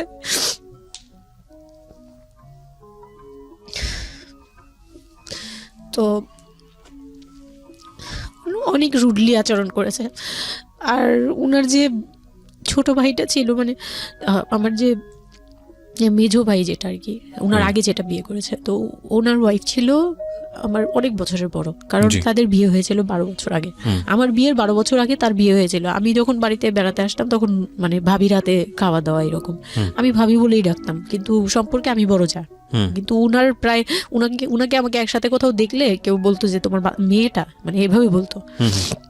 তো ওই দিক থেকে উনার একটু, এটা জেলাসি বলবো না, এটা হয় আসলে, এটা নর্মাল একটা ব্যাপার। কারণ একটা উনি অনেক এইজ হয়ে গেছিলো, উনি নিজের জায়গা থেকে নিজেকে একটু দুর্বল মনে করতো। আমাকে এমনিতে সাপোর্টও দিত, আবার অনেক সময় দেখে কিন্তু পেইনও দিত, অনেক পেইন দিত। কিন্তু আমি ওই সময়টাতেই কেন জানি আমি ছোট থেকে এই জিনিসগুলো বুঝতে চেষ্টা করি যে কেউ আমাকে কেন জেলাসি করছে, কারণ তার মধ্যে কোনো দুর্বলতা আছে, আমার ওইটার জন্য মায়া হয়। আমার কখনো এইটা মনে হয় না যে সে কেন জেলাসি করবে, আমি তার সাথে এখন কোচাকুচি করবো, মানে এই টাইপের মেন্টালিটি আসে না আমার। কেন জানি মনে হয় এই জায়গাটা যদি শুধরানো যেত, তাকে যদি একটু বোঝানো যেত আমি তাকে খুব ভালোবাসি বা আমি তাকে কিছু হেল্প করতে চাই, এরকম মনে হতো। তো ওই দিক থেকে আমি কিচ্ছু বলতাম না, কিন্তু সে আমাকে খুব পেইন দিত, কথাবার্তা এটা সেটা। উনি অনেক সিনিয়র পার্সন ছিল, তো কোনো গেস্ট আসলে আমাকে কিভাবে ছোট করবে, কিভাবে আমাকে অপমান করা যায়, কিভাবে কি দিয়ে, এগুলো নিয়ে সবসময় ইয়ে করতো। ওই দিকগুলো খুব পেইনফুল ছিল। তো ওগুলো যখন শেষ করলাম, মানে আমার যাকে বলতাম মাঝে মাঝে দুই একটা কথা, এগুলো নিয়ে সে আবার মানে মানে এখানে সেখানে বলে আরও ব্যাপারটাকে বড় বানাতো। তো আমি তখন বুঝতাম না, এখন বুঝি। তো এর মাঝখানে হলো কি, আমি প্রেগনেন্ট হলাম। না, বিয়ের 1.5 মাস পরে আমি হচ্ছে কক্সবাজার যাব। আচ্ছা। আমার হাজবেন্ড বলতেছে যে ঈদ চলে আসছে, তুমি ঈদের মধ্যে কিছু না নিয়ে আসো, ঈদের পরে আমরা কক্সবাজার যাই, এখানে কোনো খরচ টরচ যাতে আমাদের না হয়, হ্যাঁ, এই জন্য আমরা কিছু কিনবো না। আমি বলছি আচ্ছা ঠিক আছে। তো তখন হচ্ছে বসুন্ধরা সিটি মার্কেটটা হচ্ছে নতুন হয়েছে।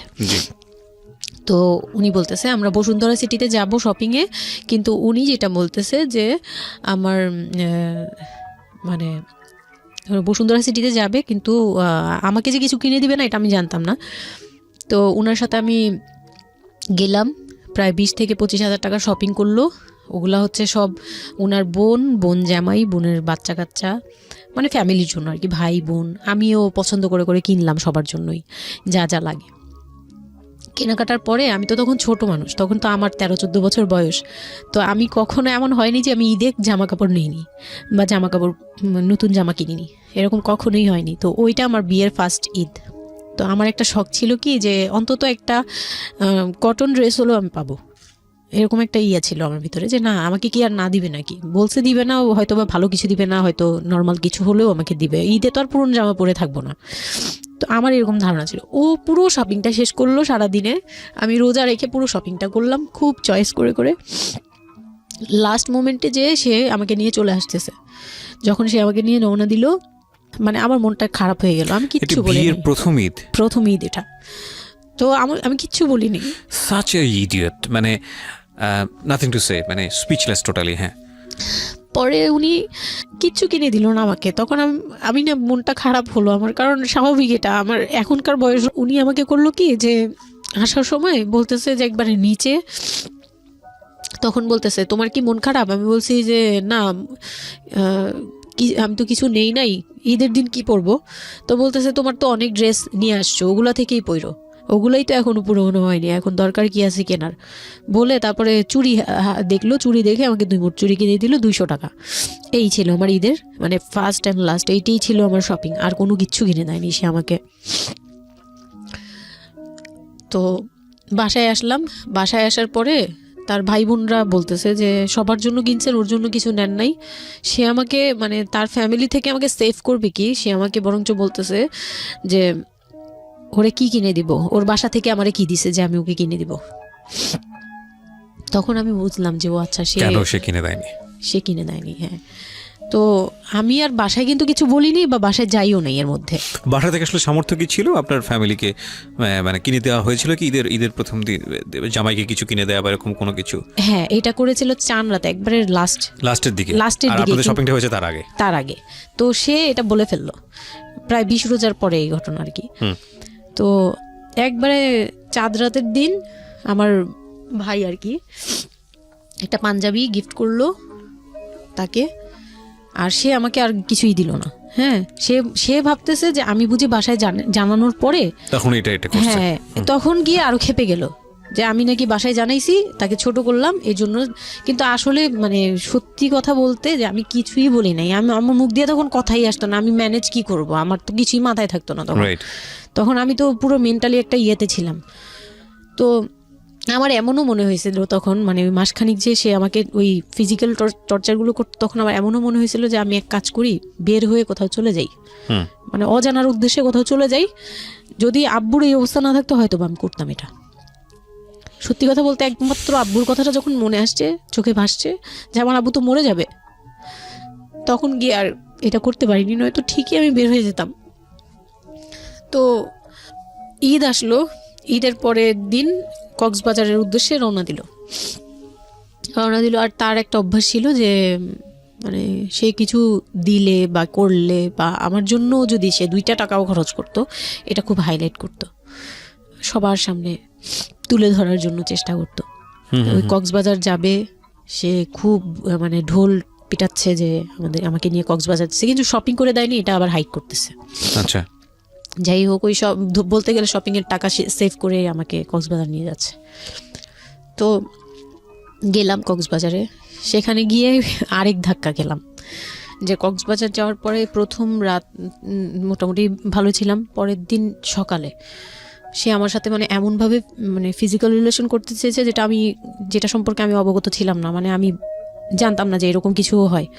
তো এক সময় সে আমার হাত পা জোড়াজোড়ি করে ধরে, মানে প্রায় হাত পা বাঁধার মতো জোড়াজোড়ি করে সে আমার সাথে ওই রকম কিছু করতে চায়। তখন আমার মানে আমি খুব বাধা দেওয়ার পরে বা চিল্লাচিল্লি করার পরে সে আমার গায়েও হাত তুলে 2-3টা চট থাপ্পড় দেয়।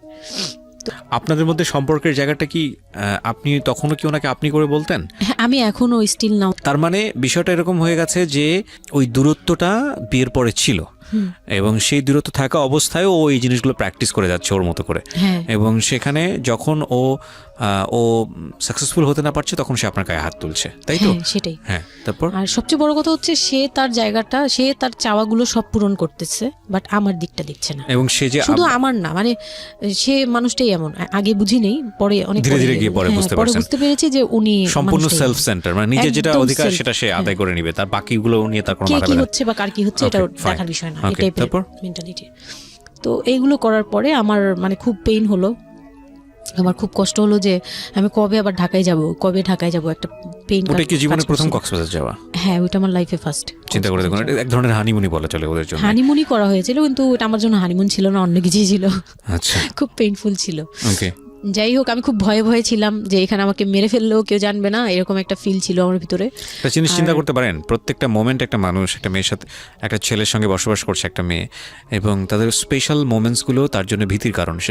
সে হয়তোবা তখন এরকম মানে চিন্তা করছে যে এই স্পেশাল মোমেন্টটা যেন না আসে, ওর সঙ্গে স্পেশাল টাইমটা যেন আমি না হয়, রাত যেন না হয়। বিষয়গুলো তো এরকমই ছিল, কারণ ওর জন্য কিন্তু এগুলো অনেক ভয়ানক রকমের টর্চার।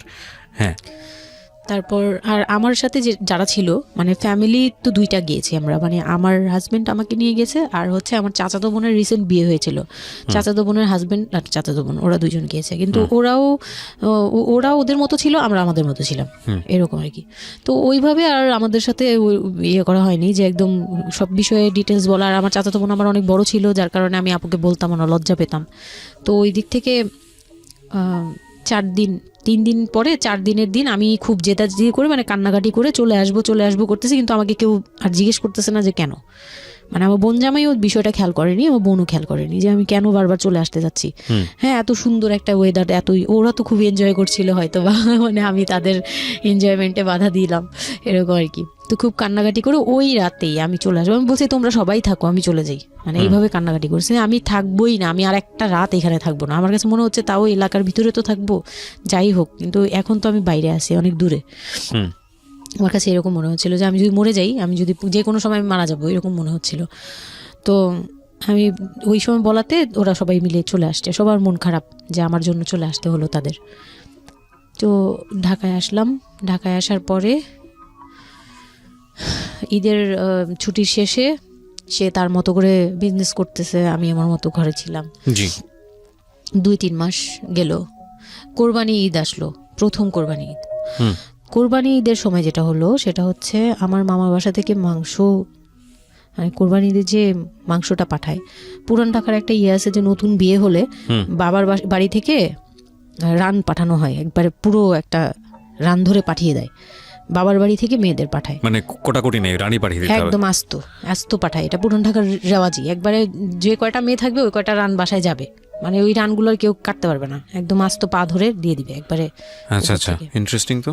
হ্যাঁ, এটা কিন্তু পুরান ঢাকার একটা রেওয়াজ, এখনো আছে। মানে কোরবানি হলেই সঙ্গে সঙ্গে রানটা যাবে মেয়ের বাসায়। আচ্ছা, মেয়ের বাসায় যেতেই হবে এটা। তো ওই রকম আমার মানে ওরা আশা করছিল যে আমার মামা এরকম করবে, কিন্তু আমার মামা তো প্রায় অনেক বড় গরু দেয়, আর একটা দেয় না, 2টা থেকে 3টা দেয়। তো ওনার নিজেরই আছে 3টা মেয়ে, 3 মেয়ের শ্বশুর বাড়িতে পাঠাতে হয় 3 রান। মানে এখন এক মেয়ের, বড় মেয়ের যে 20 বছর 22 বছর হয়ে গেছে বিয়ের, তারপরও পাঠাচ্ছে, প্রতিনিয়ত পাঠাতে হয়। তো ওই দিক থেকে আমি যদি এখন আরেকটা নেই, তাহলে উনি তো আরও কাউকে উকিল দিয়েছে, বা আরও কোনো মেয়ে আছে। মানে আমার উকিল দিয়েছে আমার খালু দিয়েছে, আরেক খালু। আমার ওই খালা হচ্ছে আমার আম্মুর খালাতো বোন, মামাতো বোন, কিন্তু আমাদের বাসায় মানে আমার নানু বাড়িতে বড় হয়েছে দেখে আমার আম্মুর খুব ক্লোজ। তো ওই খালু আমাকে উকিল দিয়েছে। তো ওই দিন করলো কি, যে এই রান পাঠায়নি বলে, সেই রান পাঠায়নি ঠিকই, কিন্তু রানের যে উপরের অংশ মানে বড় একটা পিস আমার বাসায় পাঠানো হয়েছে আমার উদ্দেশ্যে, আর নামটা আমার লিখে দিয়েছে, আমার নাম লেখা এটা পাঠিয়েছে। তো ওই মাংসটা রেখে যখন চলে গেছে না আমার ভাই, তার ছোট বোন, আমি তখন মানে দেখলাম যে মানুষ কতটা হিংস্র হলে পরে এরকম ফেস হয়। আমি তো চুপ করে বসে আছি, আমি কিছুই মাথায় নেই যে এটা নিয়ে যে কী হবে, আমি বুঝিই নেই বিষয়টা। সে মাংসটা ধরে রাস্তায় ফেলে দিছে ঈদের দিন রাস্তায় ফেলে, এই মাংসে কেন ওর নাম লেখা থাকবে? তাহলে এই যে আমরাও তো ভাগ্নি, মানে আমরাও ভাগ্নি, আমাদের বাড়িতে আমার মাংস আসছে, ওর নাম দিয়ে আসছে, তাহলে রান আসলো না কেন? দোষ হয়ে গেছে, এটা খুব বড় অন্যায় হয়ে গেছে। ভয়ানক। আমি ভয়ানক বলছি এই কারণে যে আমাদের সমাজে কিছু কালচার আছে যেগুলো আসলে মেয়ের বাড়ি থেকে পূরণ করা হয়, ধরে নেওয়া হয়, বা ছেলের বাড়ি থেকেও। সেটা পাঠ্য বইয়ে তো থাকে না এগুলা, মানে কালচারে আছে, এগুলো শুনতে ভালো লাগে, কিন্তু প্র্যাকটিসের জায়গা থেকে যদি এটা অত্যাবশ্যকীয় নিয়ম হয়ে যায়, কখনো কখনো যেটা কতটা ভয়ানক পেইনফুল হয়। কান্ট ইউ এভার ইমাজিন যে বাবার সামর্থ্য নাই, তারপরে তাকে চিন্তা করতে হচ্ছে যে আমার মেয়ের বাড়িতে একটা রান পাঠাতে হবে, আমার কোরবানি দেওয়ার সামর্থ্য নাই, এই রান পাঠানোর জন্য আমাকে কোরবানি দিতে হচ্ছে। মানে আমাদের এই ব্যাড প্র্যাকটিসগুলা কতটা ভয়ানক হয়ে গেছে আমাদের সমাজে, এবং ইনফ্যাক্ট এগুলো নিয়ে কেউ কখনো কথা বলে না। এগুলো নিয়ে কথা বলা উচিত।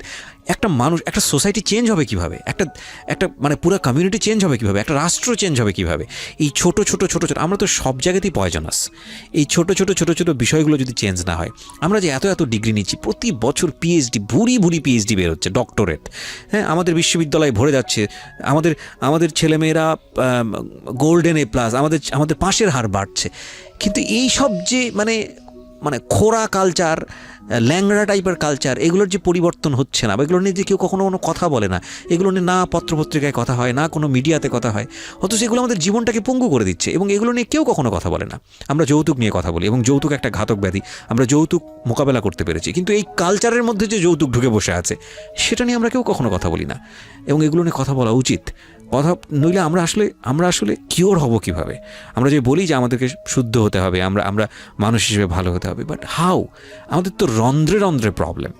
সো প্রবলেমটাকে প্রবলেম বলা উচিত, অ্যাটলিস্ট কাউকে না কাউকে তো স্পিক আউট করতে হবে, এবং স্পিক আউট করলে তাহলে এই প্রবলেমগুলো সামনে আসবে, এবং সামনে আসলে এগুলো নিয়ে কিওর নিয়েও মানুষ কথাবার্তা বলবে। আমি তো জীবনে কোনোদিন শুনিও নাই, আমি জানি না পুরান ঢাকার এই কালচার যে মেয়ের বাড়িতে রান পাঠাতে হয়, এটা এখনো আছে, এবং এটা নিয়ে মোটামুটি মারামারি বাঁধার মতো অবস্থা। হ্যাঁ, এটা নিয়ে মানে এটা কোনোভাবেই মিস করা যাবে না, এরকম অবস্থা।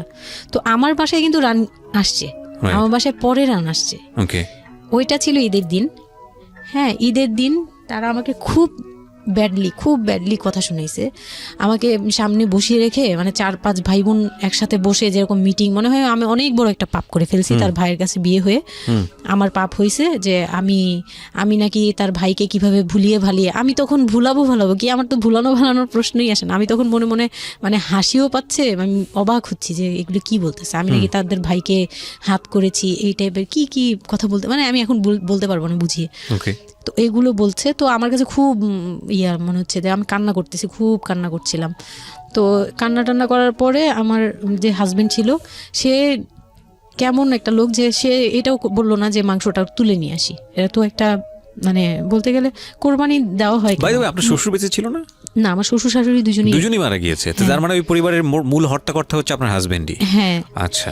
তো তখন সে ওই মাংসটা নিয়ে আসলো না, ভাই বোন ফেলে দিছে, সেও তাদের সাথে তাল মিলাচ্ছে। কিন্তু আবার আমাকে সরাসরি কিছু বলছে না, কিন্তু কুকুর কামড় দেওয়ার কথা, কারণ পুরান ঢাকায় তো কুকুরের অভাব নেই রাস্তাঘাটে, আমি যেটা দেখি। না, ওইগুলির ভিতরে নাই, ছিল না, ওইগুলিতে ছিল না, থাকলে হয়তো। আর এগুলো করলে তো আপনাদের যে কালচারটা, সেটা হচ্ছে পুরান ঢাকায় একটা জিনিস খুব ভালো লাগে, একটা ফ্যামিলির খবর আরেকটা ফ্যামিলি জানে, যে এই ফ্যামিলির পরিবারে কি হচ্ছে, এই পরিবারে কি হচ্ছে। আশপাশে তো খুব মানে ওরা তো খুব লাগানো বাড়ি ঘর, তো সবাই শুনে, এক দেয়াল দুই বাড়ি। তার মানে এগুলো নিয়ে কত কানাঘুষা তো হচ্ছিল নিশ্চয়ই। পুরো এলাকা, আমি যে কি পরিমাণ মানে লজ্জা, মানে অনুতাপ আমাকে মানে এমন বানিয়ে ফেলছে যে আমি ওই বাড়িতে শুধু ক্লাস 9-এ পড়ুয়া একটা মেয়ে, যেখানে তার মানে রঙিন স্বপ্ন নিয়ে ডানা মেলে বাঁচার কথা, এবং ঢাকাতে বড় হয় একটা মেয়ে, ক্যান্ট ইউ এভার ইমাজিন? সেই মেয়েটার ঈদের সময় আমরা সাধারণত দেখি যে সকালে একটা ড্রেস পরবে, দুপুরে একটা পরবে, রাতে একটা পরবে, বান্ধবীদের সঙ্গে ঘুরে বেড়াবে, এবং মানে পাংখা যেটাকে বলে ওইরকম একটা এইজ। সেই সময়টাতে তার মাংস নিয়ে টানাটানি শুরু হয়েছে, এবং তার বাড়িতে মাংস আসলো কিনা সেটা নিয়ে টানাটানি শুরু হয়েছে, এবং সে মহল্লায় বেরোতে পারছে না নিজের মুখ, এবং এভরি নাইট তার উপর ফিজিক্যাল টর্চার। এবং ক্যান ইউ এভার ইমাজিন যে আমাদের সমাজের মেয়েরা, নারীরা কতটা সহ্য করে? কেউ কেউ সুবিধাভোগী অফকোর্স, কিন্তু ম্যাক্সিমাম ফেসটাই হয়তো বা এরকম। এবং এই জন্য নারী নির্যাতন বলে যে শব্দটা না, আসলে এটার যে ব্যাপ্তি, মানে এটার যে কতটা ভায়োলেটিভ হতে পারে, এটার ভেতরে না ঢুকলে আসলে বোঝা যায় না। তারপর কি হলো? তারপর ওই দিন গেল, ওই দিন ওই মাংসটা আমার ওই যে মেঝো দেবর, যে উনি আবার একটু অন্যরকম ছিল, উনি পড়ালেখা করেনি, উনি খুব রাফলি কথা বলতো, উনি জুতার ব্যবসা করতো। তো এমনিতে মেন্টালিটির দিক থেকে বলতে গেলে অনেকে থাকে না যে পড়ালেখা না করেও শিক্ষিত, অনেকে এরকম থাকে, কিন্তু মানে সে পুরোপুরি মানে শুদ্ধ ভাষায় কথা বলতে পারে না, যে একটা লোক খুব ঢাকাইয়া ভাষায় পুরোপুরি গালাগালি, বলতে গেলে প্রত্যেকটা কথার আগে পিছনে একটা করে গালি থাকে এরকম। কিন্তু তারপরেও না, তার মেন্টালিটি আমার ভালো লাগতো। ইভেন নাও আমি এখনো চিন্তা করি যে আমার ওই ভাইয়া অনেক ভালো, ওই দিক থেকে। তো উনি আসছে, উনি এসে এরকম দেখে বাসায় মাংসটা নিয়ে এসে রেখে তারপর খুব গালাগালি করে খুব বাজেভাবে ভাই বোনদের বলল যে তোরা আসলে মানুষই না, তোরা মানুষ হইলে এই ধরনের এই সিচুয়েশনটা ক্রিয়েট করতি না। মানে উনি ওনার মতো করে বলছে গালাগালি করে, যে এইরকম মানুষ করে, তোরা কি ছোট লোক, জীবনে কি কখনো এগুলি দেখোস নাই, বা এগুলো কি কখনো খাস নাই, বা এখনো কি পাস না? এরকম করার কি আছে? ওর বাসা থেকে আসলে খাবি? এরকম মানে এইভাবে খুব বাজে বাজে 2-4টা কথা বলছে। তারপর তারা গিয়ে ঠান্ডা হয়েছে, আর আমার বলতেছে তুমি এখানে বসে বসে ওদের দৃশ্য দেখতেছো কেন, তুমি উপরে যাও। তখন তার বউর আবার একটু জেলাস হলো যে আমার প্রতি তার কেন এত টান। মানে ওই দিক থেকে আবার মানে ওইটা ওইভাবে দেখলো না যে ভাই হিসেবে বোনকে সেভ করলো, এরকম না। আমি কিন্তু এইভাবে নিয়েছি যে মনে হচ্ছিল যে আমার বড় ভাই, এটা ওদের ভাই না, আমারই বড় ভাই, আমাকে সেভ করলো। আমার কাছে এত ভালো লাগছে, আমি কিছু হলেই বলতাম ভাইয়ারে, যে বলতাম ভাইয়া দেখেন না আমার সাথে এটা বলতেছে, সাথে সাথে নেমে এই কে ওরে গালাগালি করছে, উনি তো গালাগালি শুরু করে দেয়। আর উনারে সবাই ভয় পেত, মানে আমার হাজবেন্ড ভাই বোনের সাথে তাল মিলাতো, আর উনি ছিল একটু ডিফারেন্ট। তো কিছু হলেই উনি বাসায় আসার অপেক্ষায় থাকতাম, উনি আসলে উনারে বলবো। একদম সিঁড়ি দিয়ে ওঠার সময় নামার সময় ভাইয়া আজকে আমার না এটা বলছে, এই সাথে সাথে ভালো হলি, মানে উনি মোটামুটি আমাকে সেফ রাখতো। আর ছোট যে দেবরটা ছিল, ও হচ্ছে একদম কোনো কথাই বলে না, চুপচাপ, ইয়েস নো কিছুই বলে না, চুপচাপ। সে আবার ছিল স্কুল টিচার, মানে ওই পুরো ফ্যামিলিতে ওই এডুকেটেড ছিল, মাস্টার্স কমপ্লিট করা আর কি। ও একটা খুব ভালো সাইড বেছে নিয়েছে যে কথা বলে এখানে লাভ হবে না। হ্যাঁ, সে একদম চুপ, নিরপেক্ষ। কারণ তাদের সাথে বলতে গেলে ভাই বোনের সাথে দ্বন্দ্ব হবে, তা আরেকটা দিল একদম, মানে আরেক ধোলাই দিল সবাইকে, যে ছোট লোক। এখন বল যে ও বাসায় ফোন করে বলছে বা বাসায় গেছে, ও তো কালকে থেকে বাসায় যায়নি, ওর হাত তো ফোনও নাই, ফোন নিলে তোদের কাছ থেকে তো নিতে হবে, তখন আমার হাতে ফোন নাই, তো ও তো বাসায়ও যায়নি। এখন বল যে এটা ও বলছে তারপর ও পাঠাইছে, তোরা এত ছোট লোক কেন, মানে ভাই বোনরাই বলতেছে। তো ওরা তো আর কিছু, এটা পাঠানো তো এটা উচিতই, এটা ওদের উচিত, এই সেই, এটা না, মানে সে তারা তারপরও ছোট হচ্ছে না, তারা মনে করতেছে এটাই করা উচিত ছিল, এটা না করলে আরেকটা কথা শুনাইতাম, এরকম বলতেছে উল্টা। তো এইগুলো করার পরে আমিও আর এগুলা মাথা থেকে ফেলে দিলাম, ভাইয়াও বলে টলে চলে গেল। আর আমার হাজবেন্ড যে ছিল সেও খুব খুশি, সে মানে আমার বাসা থেকে পাঠাইছে এই সেই। তো বিয়ের 4 মাস পরে মেইন পার্ট যেটা, যে আমি কনসেপ্ট করি, তখন আমি বুঝতে পারি না কনসেপ্ট করার, 13-14 বছর বয়সে। হ্যাঁ, তখন আমি স্কুল যাতায়াত করতাম, রেগুলার না, আচ্ছা, মাঝে মাঝে রেগুলার, মানে মাঝে মাঝে বলতে আমি চাচ্ছিলাম কি পড়াটা রানিং থাকুক, এক্সামগুলো দিব আর বাসায় থাকবো। আর বাসা থেকে যখন স্কুল ড্রেস পরে বেরোতাম, আমাকে সবাই মিলে কি যে বলতো, মানে বলার মতো না, এগুলো অকথ্য ভাষা বলতে গেলে, যে মানে নোংরা নোংরা কথা বলতো। তো যাই হোক, ওগুলো আমি কানেও নিতাম না। আমি বলতাম না আমি স্কুলে যাব। আর যেহেতু বিয়ের সময় বলছে যে ওরে পড়াশোনা করতে দিব, আমার হাজব্যান্ড এগুলো বলছে, ও না ও স্কুলে যাবে আসবে সবই করবে। পরে গিয়ে বলে কি তুমি বাড়ির বড় বউ, তুমি যদি স্কুল ড্রেস পরে স্কুলে যাও কেমন দেখা যায়? আমি তো বোরকা পরতাম। তো বলে না স্কুলে গিয়ে তো তোমার বোরকাটা খুলতে হয়, অ্যাসেম্বলিতে দাঁড়াও, ওই যে পিটি করো তোমরা, এগুলো তো আশপাশ থেকে দেখা যায়, এলাকার ভিতরে স্কুল। আমার আমার অসম্মান, এটা তার অসম্মান হয়ে যায়। উনি পড়াশোনা করেছেন আপনার হাজবেন্ড? না, উনি ক্লাস 5 পর্যন্ত পড়ে আর পড়াশোনা করেন। রাইট, ওনার জন্য অসম্মানই হবে এটা। আমি ক্লাস 5 পড়ুয়া যারা আছেন বাংলাদেশ, তাদের সবার প্রতি রেসপেক্ট রেখে বলছি। ক্লাস 5 না, এনার ডিগ্রি পাস করা এরকম অনার্স মাস্টার্স পড়ুয়া এরকম অনেক ছেলে মেয়ে আছেন যারা এই ধরনের মানে আজগুবি ল্যাংরা টাইপ যুক্তি দিয়ে জীবনটাকে চালান। তাদের জন্য এটা আসলে অযুক্তি কি হবে, কিছু করার নাই। হ্যাঁ, তো আমি তখন চিন্তা করছি যে আমি স্কুলে যাব, তো মাঝে মাঝে করতাম কি একটু করেই মানে ম্যানেজ করে যাওয়ার চেষ্টা করতাম, রিকোয়েস্ট। বিষয়টা যদি এরকম হতে ধরেন, আমি জানি না, প্রথমত যেটা ঠিকই হয়নি, মানে কোনো কিছুই ঠিক হয়নি, শুনছি আর মেজাজ খারাপ হচ্ছে আসলে। মানে কোনো কিছুই ঠিক হয়নি, তারপরেও যদি খারাপের মধ্যে ভালোটা চিন্তা করি যে ঠিক আছে, এত কিছু একটা মানুষের এত খারাপ, একটা দিক তো ভালো থাকতে পারে না। ওর ওয়াইফকে সে সাথে করে নিয়ে, ঠিক আছে তোমার স্কুলে চলো আমি তোমাকে পৌঁছে দিয়ে আসি, স্কুলে পৌঁছে দিয়ে আসলো, স্কুল থেকে নিয়ে আসলো। কিছু জিনিস হয়তো ওনার আত্মসম্মানে লাগবে, যেহেতু উনি বেশি দূর পর্যন্ত লেখাপড়া করেনি, উনি অনেক কালচারের সাথে অভ্যস্ত না। এতটুকু হলেও তো ও নিজের মনটাকে বুঝ দিতে পারতো যে না, আমার হাজব্যান্ড আমাকে কেয়ার করে। মানে স্টুপিডিটির আর কি, মানে লিমিটলেস স্টুপিডিটি যাকে বলে। হ্যাঁ, তুমি অ্যাসেম্বলিতে দাঁড়াবে, সেখানে তোমার লেখাপড়া বন্ধ, বদমাইশ। তারপর স্কুল বন্ধ করে দিল। না, তখন আমি কনসেপ্ট করি, আমি বুঝতে পারিনি। আমার তখন টেস্ট পরীক্ষা চলছে স্কুলে। তো পরীক্ষা দিতে দিতে আমার মানে শারীরিক পরিবর্তন খেয়াল করলাম, যে আমার বমি লাগতেছে খুব, মানে বইয়ের দিকে তাকাতে পাচ্ছি না, খাতার দিকে তাকাতে মানে মাথা কেমন করতেছে। তখন ক্লাস 9-এ। তখন আপনি জানেন না আপনি কনসিভ করেছেন? না, তখনও মানে এইটার সিমটম ফার্স্ট। তো এইরকম হওয়ার পরে রাতে 11:30-12টার দিকে আমি না খুব গড়াগড়ি করে কান্না করতেছি, জোরে জোরে, মানে খুব গড়াগড়ি করে জোরে জোরে কান্না করতেছে। আমার মাথায় নেই যে কে শুনতেছে কে না শুনতেছে এরকম। তো এটা দেখে তার বোন, যেটা বিয়ে হয়ে গেছে, সে আবার ছিল বাসায়। তো সে দেখে বলতেছে, সে আবার মানে খারাপ লাগছে তার কাছে, বলে চলো এক্ষুনি তোমার নিয়ে হসপিটালে যাব। হ্যাঁ, ওর কি হইলো হঠাৎ করে, কি খাইছিলা তুমি, কি উল্টাপাল্টা কিছু খাইছো কি না, এই সেই। বলছি না, আমার কেন জানি অনেক পেট ব্যথা করতে, আমি পারতেছি না সহ্য করতে, পেট জ্বলতেছে আমার খুব। তো নিয়ে গেল ডাক্তারের কাছে। তখন ডাক্তার আমার নার্ভস দেখে বললো যে she is pregnant. But 100% confirm করতে পারবেন না এমনিতে, তবে উনি আর কি ওনার মতো করে বলছে। আর তখন টেস্ট দিল একটা, যে রাতে নিয়ে যান, ইউরিন টেস্ট টাইপের একটা কিছু বাসায় করা যায়, ওই টাইপের একটা টেস্ট দিল। তো ওইটাই করলাম। বাসায় এসে করার পরে পজিটিভ আসছে, যেভাবে বলছে ওইভাবে করছি, করার পরে পজিটিভ আসছে। পজিটিভ আসার পরে মানে আমার কাছে যেটা মনে হচ্ছিল যে আমি মানে এতটা খুশি হয়েছি। আমি কিন্তু বিয়ে নিয়েও খুশি না, আমার মনে হচ্ছে এটাই আমার অ্যাচিভমেন্ট লাইফের। আচ্ছা, এতটা খুশি হয়েছে আমি বলতে পারবো না কেন। এটা আসলে ন্যাচারালি আল্লাহ হয়তো প্রত্যেকটা মেয়ের মধ্যে এই বিষয়টা দিয়ে দেন, যে নইলে আসলে মা কেন, মানে মা তো মাই, এটা আসলে আল্লাহ গিফটেড। অফকোর্স দেখেন, এরকম একটা ডিফিকাল্ট সিচুয়েশনের মধ্যে, যেখানে 13 বছর বয়সে ওর আসলে এই জিনিসটা ফিল করার কথা না, সেখানে ও ফিল করতেছে, এটা কিন্তু লজিকলেস ফিল, এবং এই ফিলটা সম্পূর্ণই ন্যাচারাল। ওকে, আমার কাছে তখন মনে হচ্ছিল কি যে আমার পেটে একটা জীবন্ত কিছু আছে, এক্স্যাক্টলি, মানে এইরকম ফিল হচ্ছে। আর আমি এটাকে মানে একটা কিউরিওসিটিও, যে দেখি তো কি হয়, কতদিন পরে কি হবে, মানে এটা আস্তে আস্তে বড় হবে, এটা কি করবে পেটে, এটা কিভাবে আসবে, মানে দুনিয়াতে কিভাবে আসবে, এটা এইগুলোও জানি না আমি, যে মানে এটা বড় হলে পরে এটা যে কিভাবে দুনিয়াতে আসবে। You feel like it's a game, কোন একটা খেলা, মজার একটা খেলা, যে আমি একটা কিছু পাইছি, এটা নিয়ে থাকা যাবে এখন, এরকম মনে হচ্ছিল তখন। খুব মানে খুব কেন জানি খুব আনন্দ, মানে মা হওয়ার ফিল না, কিন্তু এটা মা হওয়ার ফিল না, কিন্তু কিউরিওসিটির জায়গা থেকে কিছু একটা আছে আমার সাথে, আমি এটা নিয়েই থাকবো এখন, মানে আমি একটা কিছু পাইছি এখন, আর আমি একা না, এরকম মনে হচ্ছে। তা আমি না দৌড়ে দৌড়ে বের হয়ে বললাম কি, ওই যে বোনটা আমাকে রাতে নিয়ে গেছিলো ডাক্তারের কাছে, সে তো ছিল রাতে। তো আমি বের হয়ে বলতেছি কি, আপা আমার না এইরকম 2টা আসছে, মানে এই পজিটিভ স্টেপগুলো আসে যেগুলো বলছি। পরে সে না সাথে সাথে বলে কি, এখন তো আমাদের কদর কমে যাবে আরো। প্রথম ডায়লগ ছিল এটা, মানে মনটা খারাপ করে সে বড় নিঃশ্বাস ফেলে বললো, হ্যাঁ এখন তো আমাদের কদর কমে যাবে, আর তো এখন তো আর কম কম আশা লাগবে।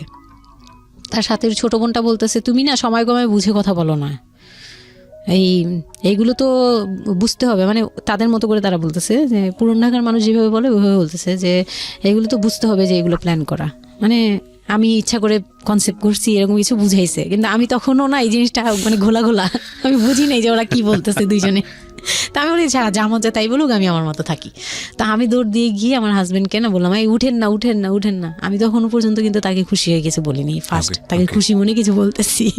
বিয়ের 4 মাসে আমি তাকে কখনো ডাকও দিইনি, তাকে কিছু বলিও নাই, বা আমি ওনাকে কোনো রিকোয়েস্টও করি নাই, কোনো আহ্লাদও করি নাই। ফার্স্ট মানে মনে হলো যে আহ্লাদ করে বলি যে জানেন আমি এরকম আসছে আমার। তো আমি কাকে বলবো, ওদের করে খুশি করতে পারিনি, যাই রে দেখি খুশি করতে পারি কিনা।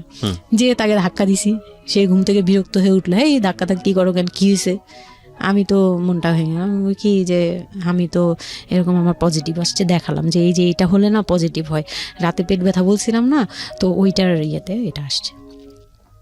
তারপরে না চুপ হয়ে তাকায় আছে, বলে কি এইগুলা কি মানে বুঝলাম না। বলে কি এইটা তো ঠিক না। কি ঠিক না? তারপর বলতেছে যে এই এখন তো এগুলোর দরকার নেই আমাদের, এখন তো এগুলোর কোনো দরকার নেই।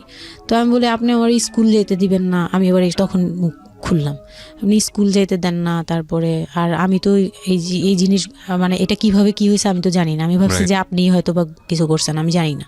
আমি তাকে এইভাবেই বললাম খুলে যে আমি তো আসলে জানি না, যে আমি ভাবছি আপনি চাচ্ছিলেন এই জন্য হয়তো বা এরকম কিছু হয়েছে। আর মানে প্রোটেকশন নেওয়াটা বা সব কিছু তার উপর ডিপেন্ড করে। তারপর হচ্ছে এটা বলার পরে না মানে আমি আর কিছু বলার মতো ইয়েতে ছিলাম না, আমি চুপচাপ, যে ওরা কি করবে না করবে আমি কিছু জানি না। তো আমার হাজবেন্ড যেটা করলো, যে সে চাচ্ছিল না যে আমি মানে সে চাচ্ছিল না বেবিটা, মূল কথা হচ্ছে সে চাচ্ছে এটাকে অ্যাবর্ট করে ফেলতে, মানে কিন্তু কিছু বলতেও পারছে না। আমি এবার বাসায়ও বলছি, বাসায় সবাইও খুব চিন্তিত আমার এইটুক বয়সে আমি কিভাবে কি করব। আর এদিক দিয়ে আমি এবার কিছুই বলছি না, আমি আমার মতো করে চলছি, নর্মাল লাইফ কাটাচ্ছি। আমার কোনো শারীরিক পরিবর্তন তেমন আসে নাই, সত্যি কথা বলতে শুধু একটু মানে কিছু কিছু খাবার আছে একটু বাজে লাগতো, এই ছাড়া আমার সবই নর্মাল। আমি নর্মাল ওয়েতেই আমি ওই ওষুধ খাচ্ছি রেগুলার, আর হাঁটা চলা করতেছি, লাফালাফি সিঁড়ি বাওয়া কোনো কিছুতেই আমার ইয়ে নেই। আছে ডাক্তার থেকেও কোনো ধরনের কোনো কন্ডিশন দেয়নি? না, ডাক্তার দিয়েছে, ডাক্তার ওই যে 2-1টা ওষুধ দিয়েছে। প্রথম কথা হচ্ছে ডাক্তার থেকে যে বাক্যটা আসলে ছিল যে এই 13 বছরের মেয়ের সাথে এটা কিভাবে হলো? ও ডাক্তার, হ্যাঁ। তখন যখন ফার্স্টে ওই দেখলো, তো উনি বললো যে এটা তো আসলে নষ্ট করাটা ওর জন্য রিস্ক। এক্স্যাক্টলি, মানে সব দিক থেকে তো রিস্ক। ডাক্তার যেটা বললো, যে জাফর ইকবাল আমার বাসার পাশেই ছিল উনি, তো উনি আমাকে যেটা বললো যে এই মেয়ের মানে রাখাটাও যেমন রিস্ক, ফেলে দেওয়াটা। আর যেহেতু মানে আল্লাহকে তো সবাই বিশ্বাস করি, তো বলতেছে যে যেহেতু আল্লাহ চাচ্ছে, যেহেতু এসেই পড়ছে, এটাকে নিয়ে আমরা মাতাবুরি না করি, যেহেতু রাখাও রিস্ক ফেলে দেওয়াও রিস্ক, তে রাখুক না। এটা এইভাবে আল্লাহকে নিয়ে বলা যাবে না, এমন বলছে, ভুল বলেছে না। উনি বলছে আর কি থাক ঠিক আছে, যদি ভাগ্যে থেকে থাকে তাহলে হবে। আর এই বয়সে হয়, কিন্তু এত অল্প বয়সে নেওয়াটা ঠিক না, উনিও এটা বলছে। তো ওইভাবে ইয়ে করার পরে তো আমি তো রাখছি ঠিকই, কিন্তু আমি তো মানে ওই সময়টা তো ভালোই গেছে। বাচ্চাটা হওয়ার পরে তো আমি বুঝতে পারছি যে আসলে জিনিসটা যে আমার পুরো কত বড় একটা ইয়ে ছিল। এখন আপনার হাজবেন্ড হ্যাপি না, সে চিন্তিত বিষয়টা নিয়ে। তারপর কি হলো? তারপরে থেকে আমার মধ্যে একটা বিরাট গ্যাপ তৈরি হলো। সে আমার সাথে মানে টোটালি মিশে না। ওকে। ওই সময় থেকে যখন শুনলো রাতে 3টা-4টা বাজেও আসে বাসায়, তার মধ্যে একদম পুরো চেঞ্জিং চলে আসলো হঠাৎ করেই। ওকে। কি কারণে জানি না, মানে আমি নিজেও জানি না আমার কি ভুল ছিল বা কি, আমি নিজেও বুঝছিলাম না তখন। ওই সময় একদিন আসলো রাতে 3:30 না 3টার দিকে, হ্যাঁ 3টার পরে আর কি আসছে। আসার পরে আমি ওই দিন খুব খেপলাম যে প্রত্যেক রাতে আমি একটা অসুস্থ মানুষ, আমি রাত জেগে আপনার জন্য ভাত নিয়ে বসে থাকি, আপনি প্রত্যেক রাতে এরকম লেট করে আসেন, আমাকে গেট খুলে দিতে হয়, আমি ঘুম থেকে উঠেও গেট খুললে আমার খুব কষ্ট হয়, সিঁড়িটা বেয়ে নেমে আমার গেটটা খুলতে হয়, আমার ভয়ও লাগে, আমি কখনো বাসায় একা থাকিনি। ওই প্রথম মানে আমাকে সে চুলে ধরে সে টেনে ও সিঁড়ি দিয়ে নামাইছে, মানে নামায় সে আমাকে বের করে দিবে এখনই। হ্যাঁ, এত বড় ইয়ে হয়ে গেছে, সাহস হয়ে গেছে, এক্ষুনি বাসা থেকে বের হও। সে কিন্তু নেশাও করে নাই, কিচ্ছু না, সুস্থ একটা মানুষ, এরকম করতেছে। তো তার ভাই বোনগুলো এসে বলতেছে আপনি কি মানুষজন কি বলবে, তারা মানুষজনের চিন্তা করতেছে, কিন্তু আমার যে টর্চার হচ্ছে এটা বলতেছে না। এইটা আরেকটা বিষয়, এই যে এগুলো বিষয় আসলে না আমার মেজাজ খুব খারাপ হয়ে যায়। যাই হোক, আপনি যদি আনছেন, আমি খুব সেন্সিটিভ একটা বিষয় একটু কথা বলতে চাই।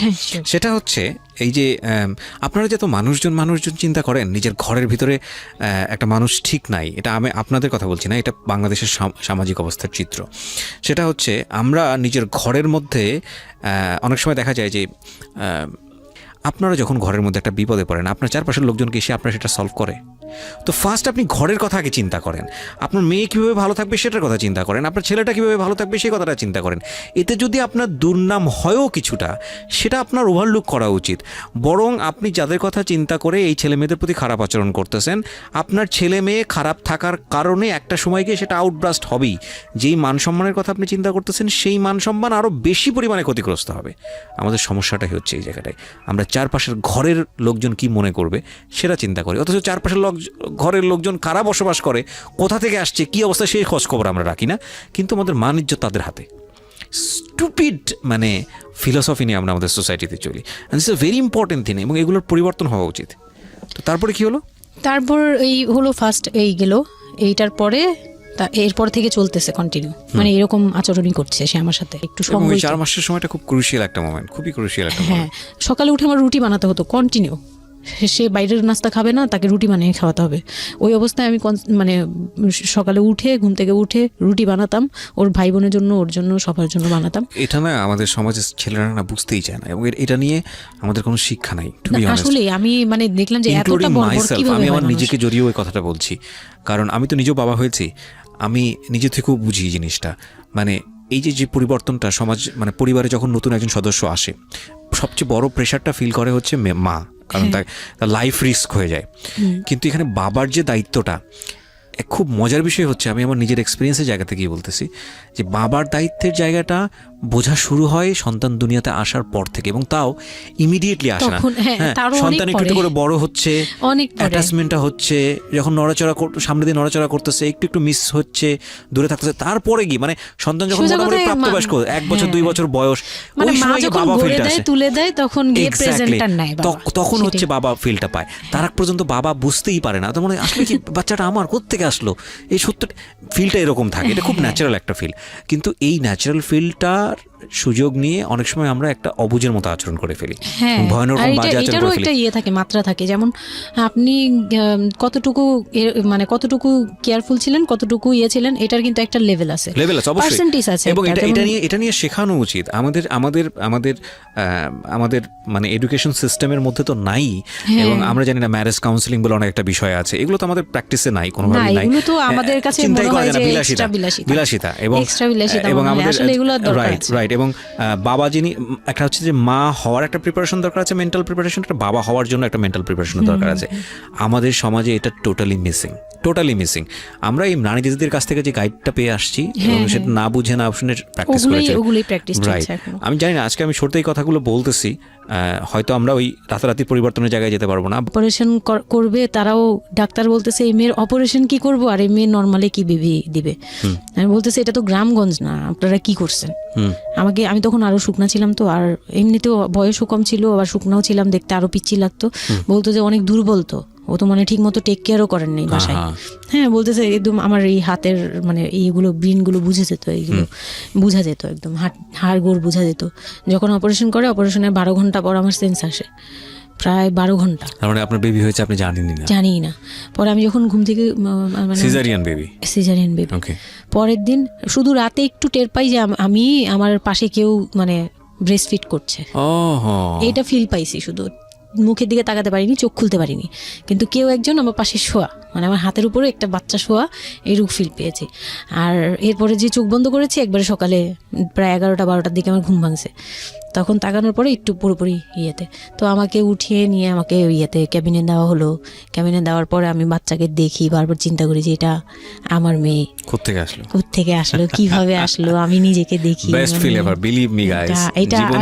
তখন না আমার মাথায় এটাও ছিল না যে এটার বাবাকে, এটার ফুপুকে, এটার চাচা, কিন্তু হোয়াট এভার আমার বাচ্চা এটা, মানে আমি এখনো স্টিল না, আমার বাচ্চা এখন ক্লাস 8-এ পড়ে, এখনো আমি তাকে বাচ্চা। হ্যাঁ, তো ও আর আমি একসাথে হাঁটলে মনে হয় কি মানে ফ্রেন্ড আমরা, এরকম। পর হচ্ছে ওই বাচ্চাটা হওয়ার পরে সে খেলে, আমার খুব ভালো লাগে, তাকে নিয়ে আমার সময় ভালো কাটে। আমার আর মানে ওর বাবার কথা মাথায় নেই যে এই লোক শুধু মানে এনে দিবে ঘরে, আমি রান্না করব, খাবো, ব্যাস ওই পর্যন্তই শেষ। আমার আর এর দরকার নেই, কাউরই দরকার নেই। আমার বাচ্চা নিয়ে আমি পুতুলের মতো খেলি সারাদিন। ওর বাবা অনেক সময় দেখা গেত ওর বাবা তো রাতে 2টা-3টায় আসতো, আসার পরে যে খাওয়া দাওয়া করে ঘুমাবে। তো আমি তো, আমার তো ওই রুম ছাড়া কোনো ওয়ে ছিল না, ওই রুমে আমি হাঁটাহাঁটি করতাম, বাচ্চা কান্না করতো। একদিন এমনও হয়েছে সে আমাকে ঘর থেকে বের করে দিচ্ছে, আমি নাকি ইচ্ছা করে বাচ্চাকে কাঁদাই আর তাকে ঘুমাতে দেই না। হ্যাঁ, সে আমাকে বাসা রুম থেকে বের করে দিচ্ছে। তো রাতে এত রাতে বাসা থেকে যখন রুম থেকে বের করে দিচ্ছে, আমি সিঁড়িতে সারা রাত, মানে ওদের তো আর বারান্দাও নেই, হাঁটার জায়গা। বাচ্চা কোথায় ছিল? বাচ্চা আমার কোলে। বাচ্চা কোলে নিয়ে সারা রাত সিঁড়িতে? বাচ্চা তাওয়াল দিয়ে পেঁচানো। ওই দূরত্বটা বিয়ের পরে ছিল, এবং সেই দূরত্ব থাকা অবস্থায় ও এই জিনিসগুলো প্র্যাকটিস করে যাচ্ছে ওর মতো করে। এবং সেখানে যখন ও সাকসেসফুল হতে না পারছে, তখন সে আপনার গায়ে হাত তুলছে, তাই তো? সেটাই। হ্যাঁ, তারপর? আর সবচেয়ে বড় কথা হচ্ছে, সে তার জায়গাটা, সে তার চাওয়াগুলো সব পূরণ করতেছে, বাট আমার দিকটা দেখছে না। এবং সে যে শুধু আমার না, মানে সে মানুষটাই এমন, আগে বুঝি নেই, পরে অনেক ধীরে ধীরে গিয়ে পরে বুঝতে পেরেছি যে উনি সম্পূর্ণ সেলফ সেন্টার, মানে নিজের যেটা অধিকার সেটা সে আদায় করে নিবে, তার বাকিগুলো নিয়ে তার কোনো মাথা ব্যথা কি হচ্ছে বা কার কি হচ্ছে এটা দেখার বিষয় না, এটাই মেন্টালিটি। তো এইগুলো করার পরে আমার মানে খুব পেইন হলো, আমার খুব কষ্ট হলো যে আমি কবে আবার ঢাকায় যাব, একটা পেইন। ওটা কি জীবনে প্রথম কক্সবাজার যাওয়া? হ্যাঁ, ওটা আমার লাইফে ফার্স্ট। চিন্তা করে দেখুন, এক ধরনের হানিমুনি বলা চলে ওদের জন্য। হানিমুনি করা হয়েছিল, কিন্তু ওটা আমার জন্য হানিমুন ছিল না, অন্য কিছুই ছিল। আচ্ছা, খুব পেইনফুল ছিল। ওকে, যাই হোক, আমি খুব ভয়ে ছিলাম যে এখানে আমাকে মেরে ফেললেও কেউ জানবে না, এরকম একটা ফিল ছিল আমার ভিতরে। জিনিস চিন্তা করতে পারেন, প্রত্যেকটা মোমেন্ট একটা মানুষ, একটা মেয়ের সাথে, একটা ছেলের সঙ্গে বসবাস করছে একটা মেয়ে, এবং তাদের স্পেশাল মোমেন্টসগুলো তার জন্য ভীতির কারণ। সে হয়তোবা তখন এরকম মানে চিন্তা করছে যে এই স্পেশাল মোমেন্টটা যেন না আসে, ওর সঙ্গে স্পেশাল টাইমটা যেন আমি না হয়, রাত যেন না হয়। বিষয়গুলো তো এরকমই ছিল, কারণ ওর জন্য কিন্তু এগুলো অনেক ভয়ানক রকমের টর্চার। হ্যাঁ, তারপর আর আমার সাথে যারা ছিল, মানে ফ্যামিলি তো 2টা গিয়েছি আমরা, মানে আমার হাজবেন্ড আমাকে নিয়ে গেছে, আর হচ্ছে আমার চাচাতো বোনের রিসেন্ট বিয়ে হয়েছিল, চাচাতো বোনের হাজবেন্ড আর চাচাতো বোন, ওরা 2জন গিয়েছে। কিন্তু ওরা ওদের মতো ছিল, আমরা আমাদের মতো ছিলাম, এরকম আর কি। তো ওইভাবে আর আমাদের সাথে ইয়ে করা হয়নি যে একদম সব বিষয়ে ডিটেলস বলা। আর আমার চাচাতো বোন আমার অনেক বড় ছিল, যার কারণে আমি আপুকে বলতাম না, লজ্জা পেতাম। তো ওই দিক থেকে 3 দিন পরে 4 দিনের দিন আমি খুব জেদাজেদি করে, মানে কান্নাকাটি করে চলে আসবো করতেছি, কিন্তু আমাকে কেউ আর জিজ্ঞেস করতেছে না যে কেন। মানে আমার বোন জামাই ও বিষয়টা খেয়াল করেনি, আমার বোনও খেয়াল করেনি যে আমি কেন বারবার চলে আসতে যাচ্ছি। হ্যাঁ, এত সুন্দর একটা ওয়েদার, ওরা তো খুবই এনজয় করছিল হয়তো বা, মানে আমি তাদের এনজয়মেন্টে বাধা দিলাম, এরকম আর কি। তো খুব কান্নাকাটি করে ওই রাতেই আমি চলে আসবো। আমি বলছি তোমরা সবাই থাকো, আমি চলে যাই, মানে এইভাবে কান্নাকাটি করছে, আমি থাকবোই না, আমি আর একটা রাত এখানে থাকবো না। আমার কাছে মনে হচ্ছে তাও এলাকার ভিতরে তো থাকবো, যাই হোক, কিন্তু এখন তো আমি বাইরে আছি, অনেক দূরে। আমার কাছে এরকম মনে হচ্ছিল যে আমি যদি মরে যাই, আমি যদি যে কোনো সময় মারা যাবো, এরকম মনে হচ্ছিল। তো আমি ওই সময় বলাতে ওরা সবাই মিলে চলে আসছে, সবার মন খারাপ যে আমার জন্য চলে আসতে হলো তাদের। তো ঢাকায় আসলাম। ঢাকায় আসার পরে ঈদের ছুটির শেষে সে তার মতো করে বিজনেস করতেছে, আমি আমার মতো ঘরে ছিলাম। 2-3 মাস গেল, কোরবানি ঈদ আসলো, প্রথম কোরবানি ঈদ। কোরবানি ঈদের সময় যেটা হলো সেটা হচ্ছে আমার মামার বাসা থেকে মাংস, মানে কোরবানি ঈদের যে মাংসটা পাঠায়, পুরান ঢাকার একটা ইয়ে আছে যে নতুন বিয়ে হলে বাবার বাড়ি থেকে রান পাঠানো হয়, একবারে পুরো একটা রান ধরে পাঠিয়ে দেয়, বাবার বাড়ি থেকে মেয়েদের পাঠায়, মানে কোটাকুটি নেই, রানী পাঠিয়ে দিতে হবে, একদম আস্ত পাঠায়। এটা পুরান ঢাকার রেওয়াজি, একবারে যে কয়টা মেয়ে থাকবে ওই কয়টা রান বাসায় যাবে, মানে ওই রানগুলোর কেউ কাটতে পারবে না, একদম আস্ত পা ধরে দিয়ে দিবে একবারে। আচ্ছা আচ্ছা, ইন্টারেস্টিং তো। হ্যাঁ, এটা কিন্তু পুরান ঢাকার একটা রেওয়াজ, এখনো আছে। মানে কোরবানি হলেই সঙ্গে সঙ্গে রানটা যাবে মেয়ের বাসায়। আচ্ছা, মেয়ের বাসায় যেতেই হবে এটা। তো ওই রকম আমার মানে ওরা আশা করছিল যে আমার মামা এরকম করবে, কিন্তু আমার মামা তো প্রায় অনেক বড় গরু দেয়, আর একটা দেয় না, 2টা থেকে 3টা দেয়। তো ওনার নিজেরই আছে 3টা মেয়ে, 3 মেয়ের শ্বশুর বাড়িতে পাঠাতে হয় 3 রান, মানে এখন এক মেয়ের, বড় মেয়ের যে 20 বছর 22 বছর হয়ে গেছে বিয়ের, তারপরও পাঠাচ্ছে, প্রতিনিয়ত পাঠাতে হয়। তো ওই দিক থেকে আমি যদি এখন আরেকটা নেই, তাহলে উনি তো আরও কাউকে উকিল দিয়েছে, বা আরও কোনো মেয়ে আছে, মানে আমার উকিল দিয়েছে, আমার খালু দিয়েছে, আরেক খালু, আমার ওই খালা হচ্ছে আমার আম্মুর খালাতো বোন, মামাতো বোন, কিন্তু আমাদের বাসায়, মানে আমার নানু বাড়িতে বড় হয়েছে দেখে আমার আম্মুর খুব ক্লোজ। তো ওই খালু আমাকে উকিল দিয়েছে। তো ওই দিন করলো কি, যে এই রান পাঠায়নি বলে, সেই রান পাঠায়নি ঠিকই, কিন্তু রানের যে উপরের অংশ, মানে বড় একটা পিস আমার বাসায় পাঠানো হয়েছে আমার উদ্দেশ্যে, আর নামটা আমার লিখে দিয়েছে, আমার নাম লেখা এটা পাঠিয়েছে। তো ওই মাংসটা রেখে যখন চলে গেছে না আমার ভাই, তার ছোট বোন, আমি তখন মানে দেখলাম যে মানুষ কতটা হিংস্র হলে পরে এরকম ফেস হয়। আমি তো চুপ করে বসে আছি, আমি কিছুই মাথায় নেই যে এটা নিয়ে যে কী হবে, আমি বুঝিই নেই বিষয়টা। সে মাংসটা ধরে রাস্তায় ফেলে দিছে ঈদের দিন রাস্তায় ফেলে, এই মাংসে কেন ওর নাম লেখা থাকবে, তাহলে এই যে আমরাও তো ভাগ্নি, মানে আমরাও ভাগ্নি, আমাদের বাড়িতে আমার মাংস আসছে, ওর নাম দিয়ে আসছে, তাহলে রান আসলো না কেন? দোষ হয়ে গেছে, এটা খুব বড় অন্যায় হয়ে গেছে। ভয়ানক। আমি ভয়ানক বলছি কারণে যে আমাদের সমাজে কিছু কালচার আছে যেগুলো আসলে মেয়ের বাড়ি থেকে পূরণ করা হয়, ধরে নেওয়া হয়, বা ছেলের বাড়ি থেকেও। সেটা পাঠ্য বইয়ে তো থাকে না এগুলা, মানে কালচারে আছে, এগুলো শুনতে ভালো লাগে, কিন্তু প্র্যাকটিসের জায়গা থেকে যদি এটা অত্যাবশ্যকীয় নিয়ম হয়ে যায় কখনো কখনো, যেটা কতটা ভয়ানক পেইনফুল হয়। কান্ট ইউ এভার ইমাজিন যে বাবার সামর্থ্য নাই, তারপরে তাকে চিন্তা করতে হচ্ছে যে আমার মেয়ের বাড়িতে একটা রান পাঠাতে হবে, আমার কোরবানি দেওয়ার সামর্থ্য নাই, এই রান পাঠানোর জন্য আমাকে কোরবানি দিতে হচ্ছে। মানে আমাদের এই ব্যাড প্র্যাকটিসগুলা কতটা ভয়ানক হয়ে গেছে আমাদের সমাজে, এবং ইনফ্যাক্ট এগুলো নিয়ে কেউ কখনো কথা বলে না। এগুলো নিয়ে কথা বলা উচিত। একটা মানুষ, একটা সোসাইটি চেঞ্জ হবে কিভাবে, একটা মানে পুরো কমিউনিটি চেঞ্জ হবে কিভাবে, একটা রাষ্ট্র চেঞ্জ হবে কিভাবে, এই ছোট আমরা তো সব জায়গাতেই পয়জনাস। এই ছোট ছোট বিষয়গুলো যদি চেঞ্জ না হয়, আমরা যে এত ডিগ্রি নিচ্ছি, প্রতি বছর পিএইচডি, ভুরি পিএইচডি বের হচ্ছে, ডক্টরেট, হ্যাঁ, আমাদের বিশ্ববিদ্যালয়ে ভরে যাচ্ছে, আমাদের ছেলেমেয়েরা গোল্ডেন A+, আমাদের পাশের হার বাড়ছে, কিন্তু এই সব যে মানে খোরা কালচার, ল্যাংড়া টাইপের কালচার, এগুলোর যে পরিবর্তন হচ্ছে না, বা এগুলো নিয়ে যে কেউ কখনো কোনো কথা বলে না, এগুলো নিয়ে না পত্রপত্রিকায় কথা হয়, না কোনো মিডিয়াতে কথা হয়, অথচ এগুলো আমাদের জীবনটাকে পঙ্গু করে দিচ্ছে, এবং এগুলো নিয়ে কেউ কখনো কথা বলে না। আমরা যৌতুক নিয়ে কথা বলি, এবং যৌতুক একটা ঘাতক ব্যাধি, আমরা যৌতুক মোকাবেলা করতে পেরেছি, কিন্তু এই কালচারের মধ্যে যে যৌতুক ঢুকে বসে আছে, সেটা নিয়ে আমরা কেউ কখনো কথা বলি না, এবং এগুলো নিয়ে কথা বলা উচিত। কথা নইলে আমরা আসলে কিওর হব কিভাবে? আমরা যে বলি যে আমাদেরকে শুদ্ধ হতে হবে, আমরা মানুষ হিসেবে ভালো হতে হবে, বাট হাউ? আমাদের তো রন্ধ্রে প্রবলেম। সো প্রবলেমটাকে প্রবলেম বলা উচিত, অ্যাটলিস্ট কাউকে না কাউকে তো স্পিক আউট করতে হবে, এবং স্পিক আউট করলে তাহলে এই প্রবলেমগুলো সামনে আসবে, এবং সামনে আসলে এগুলো নিয়ে কিওর নিয়েও মানুষ কথাবার্তা বলবে। আমি তো জীবনে কোনোদিন শুনিও নাই, আমি জানি না পুরান ঢাকার এই কালচার যে মেয়ের বাড়িতে রান পাঠাতে হয়, এটা এখনো আছে, এবং এটা নিয়ে মোটামুটি মারামারি বাঁধার মতো অবস্থা। হ্যাঁ, এটা নিয়ে মানে এটা কোনোভাবেই মিস করা যাবে না, এরকম অবস্থা। তো আমার বাসায় কিন্তু রান আসছে, আমার বাসায় পরে রান আসছে। ওকে, ওইটা ছিল ঈদের দিন। হ্যাঁ, ঈদের দিন তারা আমাকে খুব ব্যাডলি কথা শুনাইছে। আমাকে সামনে বসিয়ে রেখে, মানে 4-5 ভাই বোন একসাথে বসে যেরকম মিটিং, মনে হয় আমি অনেক বড় একটা পাপ করে ফেলছি। তার ভাইয়ের কাছে বিয়ে হয়ে আমার পাপ হয়েছে যে আমি নাকি তার ভাইকে কিভাবে ভুলিয়ে ভালিয়ে, আমি তখন ভুলাবো কি, আমার তো ভালানোর প্রশ্নই আসে না। আমি তখন মনে মনে মানে হাসিও পাচ্ছে, আমি অবাক হচ্ছি যে এগুলো কি বলতেছে, আমি নাকি তাদের ভাইকে হাত করেছি, এই টাইপের কি কথা বলতে, মানে আমি এখন বলতে পারবো না বুঝিয়ে। তো এগুলো বলছে, তো আমার কাছে খুব মনে হচ্ছে যে আমি খুব কান্না করছিলাম। তো কান্না করার পরে আমার যে হাজবেন্ড ছিল, সে কেমন একটা লোক যে সে এটাও বললো না যে মাংসটা তুলে নিয়ে আসি। এটা তো একটা মানে বলতে গেলে কোরবানি দেওয়া হয়। আপনার শ্বশুর বেঁচে ছিল না? না, আমার শ্বশুর শাশুড়ি দুজনই মারা গিয়েছে। তো তার মানে ওই পরিবারের মূল হর্তাকর্তা হচ্ছে আপনার হাজবেন্ডই? হ্যাঁ। আচ্ছা।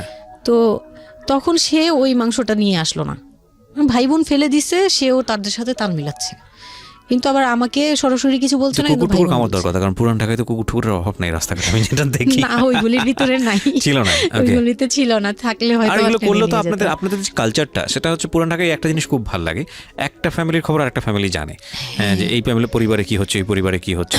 আশপাশে তো খুব মানে ওরা তো খুব লাগানো বাড়ি ঘর, তো সবাই শুনে, এক দেয়াল দুই বাড়ি। তার মানে এগুলো নিয়ে কত কানাঘুষা তো হচ্ছিল নিশ্চয়ই। পুরো এলাকা, আমি যে কি পরিমাণ মানে লজ্জা, মানে অনুতাপ, আমাকে মানে এমন বানিয়ে ফেলছে যে আমি ওই বাড়িতে শুধু ক্লাস 9-এ পড়ুয়া একটা মেয়ে, যেখানে তার মানে রঙিন স্বপ্ন নিয়ে ডানা মেলে বাঁচার কথা, এবং ঢাকাতে বড় হয় একটা মেয়ে। ক্যান্ট ইউ এভার ইমাজিন সেই মেয়েটার ঈদের সময় আমরা সাধারণত দেখি যে সকালে একটা ড্রেস পরবে, দুপুরে একটা পরবে, রাতে একটা পরবে, বান্ধবীদের সঙ্গে ঘুরে বেড়াবে, এবং মানে পাংখা যেটাকে বলে ওইরকম একটা এইজ।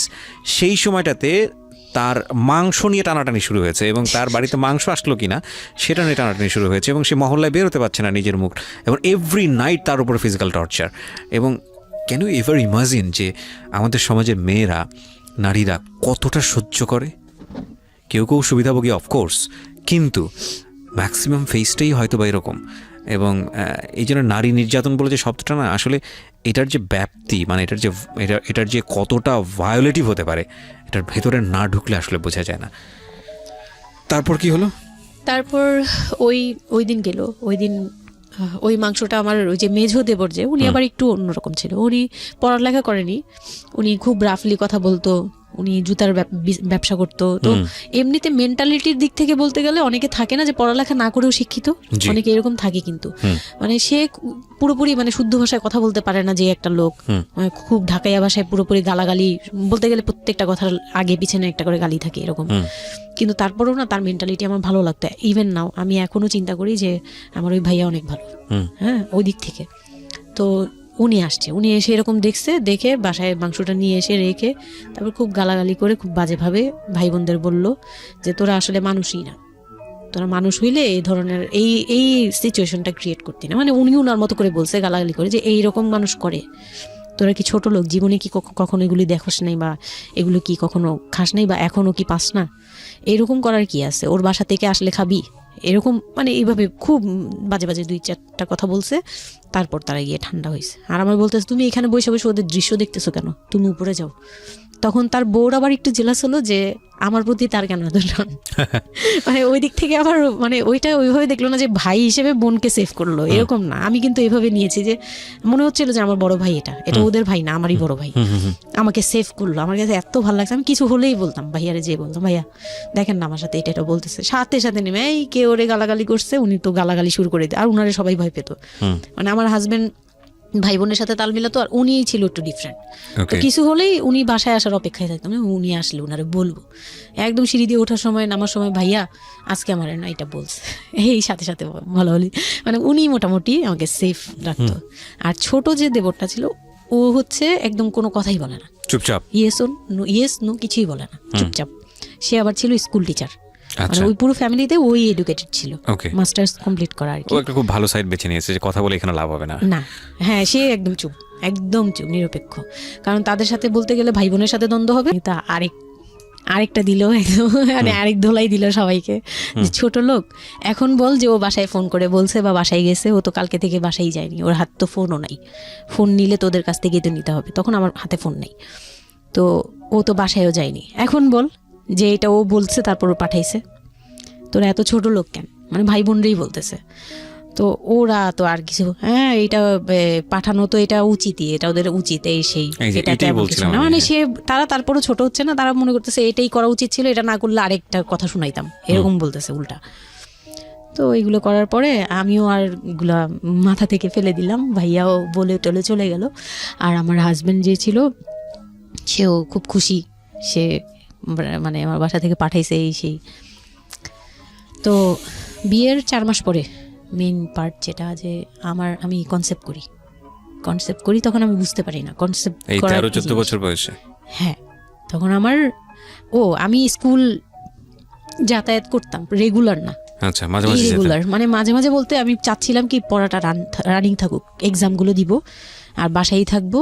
আর বাসা থেকে যখন স্কুল ড্রেস পরে বেরোতাম আমাকে সবাই মিলে কি যে বলতো, মানে বলার মতো না, এগুলো অকথ্য ভাষা বলতে গেলে, যে মানে নোংরা কথা বলতো। তো যাই হোক, ওগুলো আমি কানেও নিতাম না, আমি বলতাম না আমি স্কুলে যাব। আর যেহেতু বিয়ের সময় বলছে যে ওরে পড়াশোনা করতে দিব, আমার হাজব্যান্ড এগুলো বলছে, ও না ও স্কুলে যাবে আসবে সবই করবে। পরে গিয়ে বলে কি তুমি বাড়ির বড় বউ, তুমি যদি স্কুল ড্রেস পরে স্কুলে যাও কেমন দেখা যায়, আমি তো বোরকা পরতাম। তো বলে না, স্কুলে গিয়ে তো তোমার বোরকাটা খুলতে হয়, অ্যাসেম্বলিতে দাঁড়াও, ওই যে পিটি করো তোমরা, এগুলো তো আশপাশ থেকে দেখা যায়, এলাকার ভিতরে স্কুল, আমার অসম্মান, এটা তার অসম্মান হয়েছে। উনি পড়াশোনা করেছেন আপনার হাজবেন্ড? না, উনি ক্লাস 5 পর্যন্ত পড়ে আর পড়াশোনা করেন। রাইট, ওনার জন্য অসম্মানই হবে এটা। আমি ক্লাস 5 পড়ুয়া যারা আছেন বাংলাদেশ, তাদের সবার প্রতি রেসপেক্ট রেখে বলছি, ক্লাস 5 না, এনার ডিগ্রি পাস করা এরকম অনার্স মাস্টার্স পড়ুয়া এরকম অনেক ছেলে মেয়ে আছেন যারা এই ধরনের মানে আজগুবি ল্যাংরা টাইপ যুক্তি দিয়ে জীবনটাকে চালান। তাদের জন্য এটা আসলে অযুক্তি, কি হবে, কিছু করার নাই। হ্যাঁ, তো আমি তখন চিন্তা করছি যে আমি স্কুলে যাব, তো মাঝে মাঝে করতাম কি একটু করেই মানে ম্যানেজ করে যাওয়ার চেষ্টা করতাম, রিকোয়েস্ট। বিষয়টা যদি এরকম হতে ধরেন, আমি জানি না, প্রথমত যেটা ঠিকই হয়নি, মানে কোনো কিছু ঠিক হয়নি, শুনছি আর মেজাজ খারাপ হচ্ছে আসলে, মানে কোনো কিছুই ঠিক হয়নি, তারপরেও যদি খারাপের মধ্যে ভালোটা চিন্তা করি যে ঠিক আছে, এত কিছু একটা মানুষের এত খারাপ, একটা দুটো দিক তো ভালো থাকতে পারে না, ওর ওয়াইফকে সে সাথে করে নিয়ে, ঠিক আছে তোমার স্কুলে চলো আমি তোমাকে পৌঁছে দিয়ে আসি, স্কুল দিয়ে পৌঁছে দিয়ে আসলো, স্কুল থেকে নিয়ে আসলো। কিছু জিনিস হয়তো ওনার আত্মসম্মানে লাগবে, যেহেতু উনি বেশি দূর পর্যন্ত লেখাপড়া করেনি, উনি অনেক কালচারের সাথে অভ্যস্ত না, এতটুকু হলেও তো ও নিজের মনটাকে বুঝ দিতে পারতো যে না আমার হাজবেন্ড আমাকে কেয়ার করে। মানে স্টুপিডিটির আর কি, মানে লিমিটলেস স্টুপিডিটি যাকে বলে, তুমি অ্যাসেম্বলিতে দাঁড়াবে সে কারণে তোমার লেখাপড়া বন্ধ, বদমাইশ। তারপর স্কুল বন্ধ করে দিল। না তখন আমি কনসেপ্ট করি, আমি বুঝতে পারিনি, আমার তখন টেস্ট পরীক্ষা চলছে স্কুলে। তো পরীক্ষা দিতে দিতে আমার মানে শারীরিক পরিবর্তন খেয়াল করলাম, যে আমার বমি লাগতেছে খুব, মানে বইয়ের দিকে তাকাতে পাচ্ছি না, খাতার দিকে তাকাতে মানে মাথা কেমন করতেছে। তখন ক্লাস 9-এ। তখন আপনি জানেন না আপনি কনসিভ করেছেন? না, তখনও মানে এইটার সিমটম ফার্স্ট।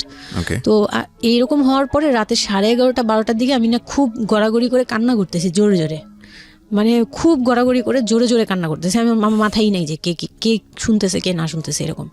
তো এটা দেখে তার বোন, যেটার বিয়ে হয়ে গেছে, সে আবার ছিল বাসায়।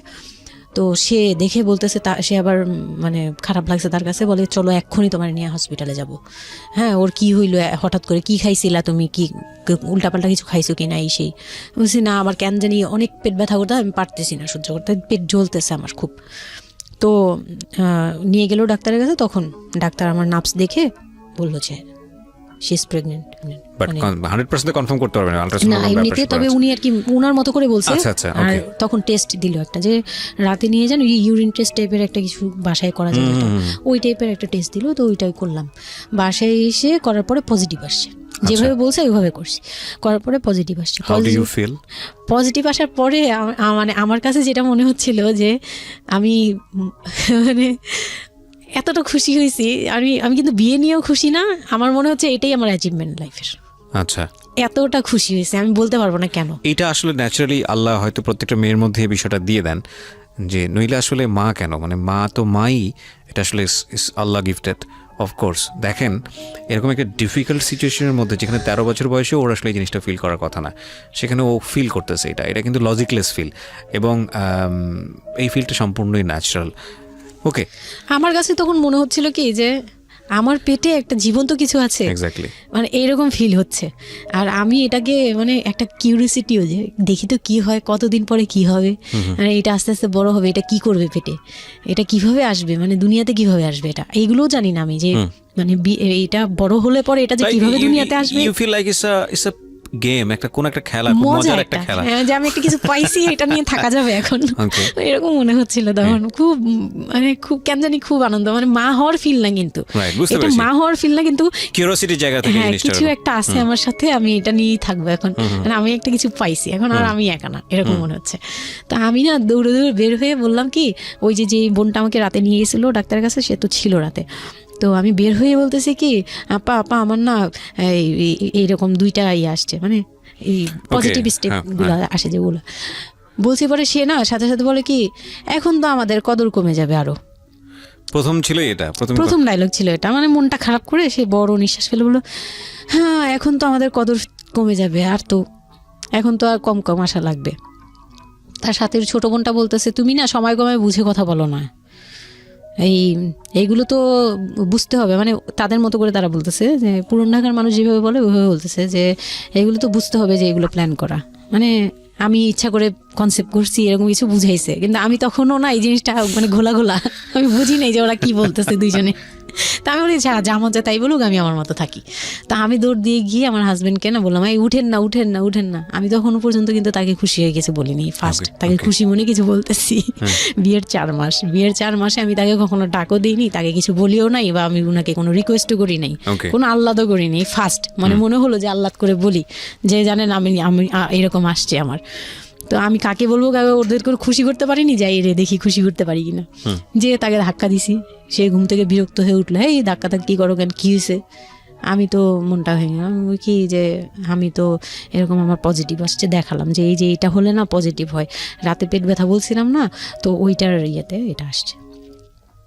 তারপরে না চুপ হয়ে তাকায় আছে, বলে কি এইগুলা কি মানে বুঝলাম না।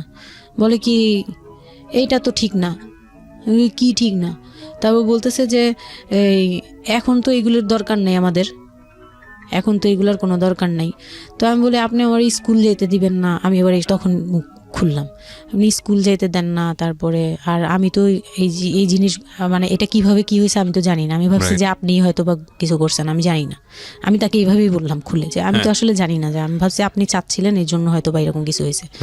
আর মানে প্রোটেকশন নেওয়া টেওয়া সব কিছু তার উপর ডিপেন্ড করে। তারপর হচ্ছে এটা বলার পরে না মানে আমি আর কিছু বলার মতো ইয়েতে ছিলাম না, আমি চুপচাপ, যে ওরা কি করবে না করবে আমি কিছু জানি না। তো আমার হাজবেন্ড যেটা করলো, যে সে চাচ্ছিল না যে আমি মানে সে চাচ্ছিল না বেবিটা, মূল কথা হচ্ছে সে চাচ্ছে বেবিটা চাচ্ছে না মানে, কিন্তু কিছু বলতেও পারছে না। আমি এবার বাসায়ও বলছি, বাসায় সবাইও খুব চিন্তিত আমার এইটুক বয়সে আমি কিভাবে কি করব। আর এদিক দিয়ে আমি এবার কিছুই বলছি না, আমি আমার মতো করে চলছি, নর্মাল লাইফ কাটাচ্ছি। আমার কোনো শারীরিক পরিবর্তন তেমন আসে নাই, সত্যি কথা বলতে। শুধু একটু মানে কিছু কিছু খাবার আছে একটু বাজে লাগতো, এই ছাড়া আমার সবই নর্মাল। আমি নর্মাল ওয়েতেই আমি ওই ওষুধ খাচ্ছি রেগুলার, আর হাঁটা চলা করতেছি, লাফালাফি সিঁড়ি বাওয়া কোনো কিছুতেই আমার ইয়ে নেই। যেটা আছে ডাক্তার থেকেও কোনো ধরনের কোনো কন্ডিশন দেয়নি? না, ডাক্তার দিয়েছে, ডাক্তার ওই যে 2-1টা ওষুধ দিয়েছে। প্রথম কথা হচ্ছে ডাক্তার থেকে যে বাক্যটা আসলে ছিল যে এই 13 বছরের মেয়ের সাথে এটা কিভাবে হলো? ও ডাক্তার, হ্যাঁ। তখন যখন ফার্স্টে ওই দেখলো, তো উনি বললো যে এটা তো আসলে নষ্ট করাটা ওর জন্য রিস্ক।